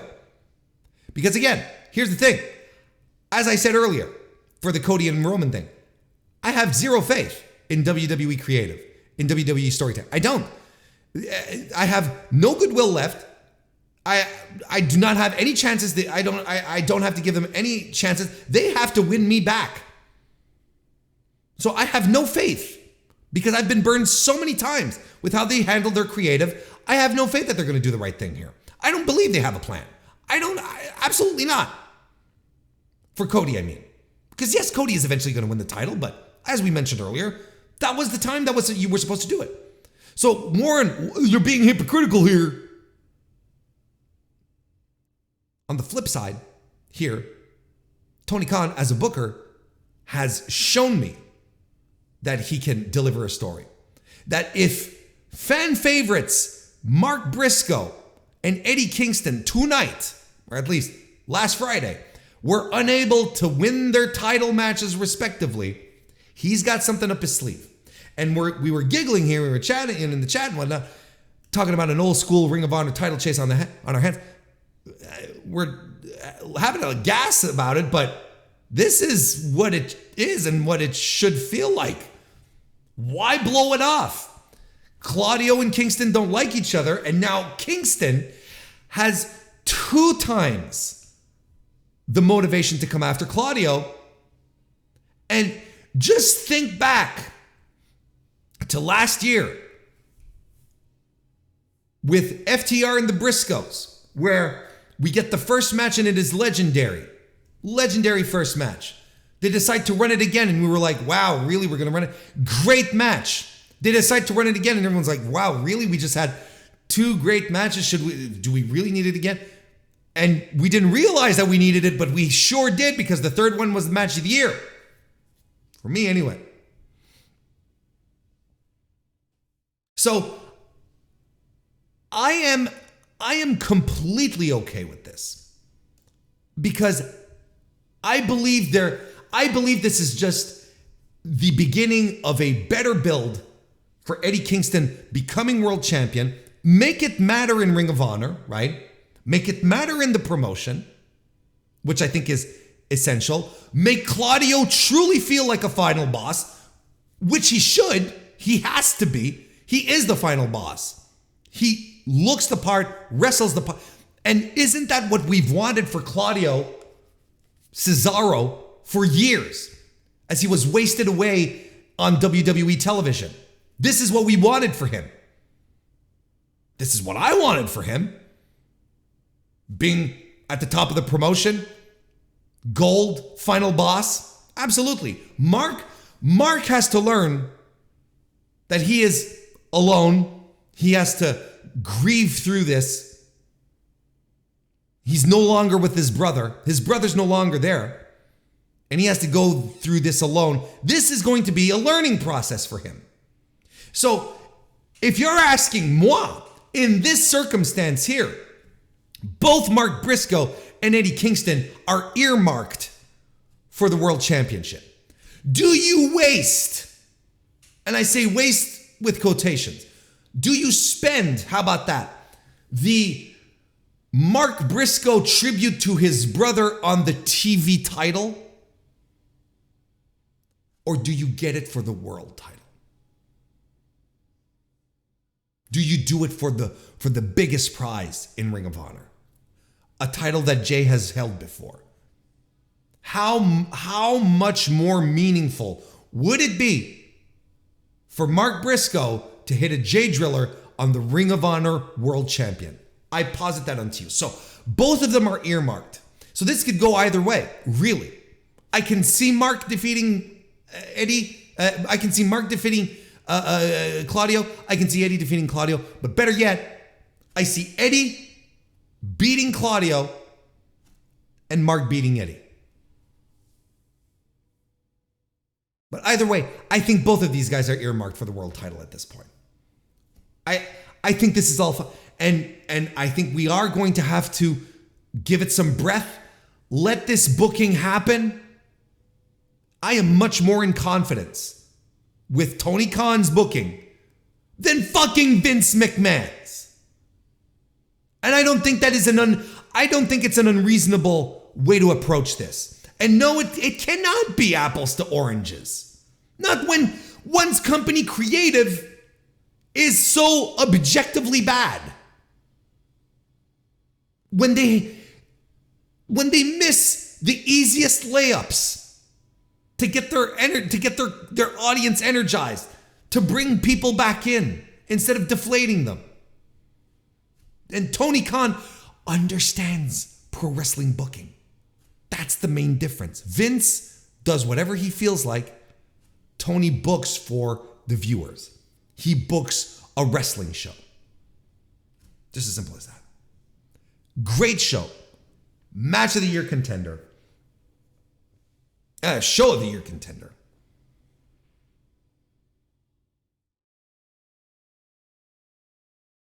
I love this show from top to bottom. I thought it was great.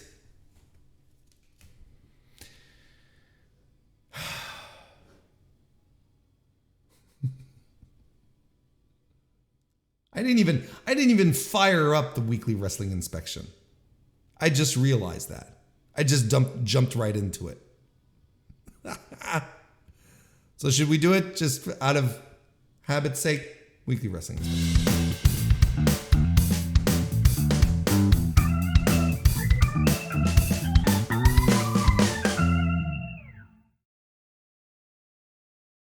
One of the longest streams I've ever done solo. That there was so much stuff to talk about, and there's even more stuff that I haven't talked about. And I think we're going to have to do it behind the paywall. Going Broadway for members only. Coming up this Friday. Now you're gonna have to watch it now. You're gonna have to become a member. Hit the join button. Or hit the like if you haven't already. That stuff is really great. And if you're still around and you haven't subscribed yet, I would love to have your subscription. I would love to have you join the Mr. Warren Hayes Show channel as a subscriber, as a member, however you can handle it. I appreciate it a great deal. And if you're listening to this on your favorite podcast app, thank you very much. Hopefully you all listen to this at 1.5 to 2 times the speed to sort of get through this quickly. But I hope you enjoyed it. I had a blast here tonight. This is one of my favorite. The way I'm feeling right now, I can outright say this is one of the best shows I've done in doing this for like 5 years or so. Whatever time I've been doing this. This is one of my favorites. It's one of my best. Thank you so much, everyone, for being here to the very end. And I appreciate your time so much, and I appreciate you coming around here on a Tuesday night or whenever you decided to pop in. So I hope everyone has a great rest of the week. I'll be back on Thursday for the Dynamite review, and I'll see you next time.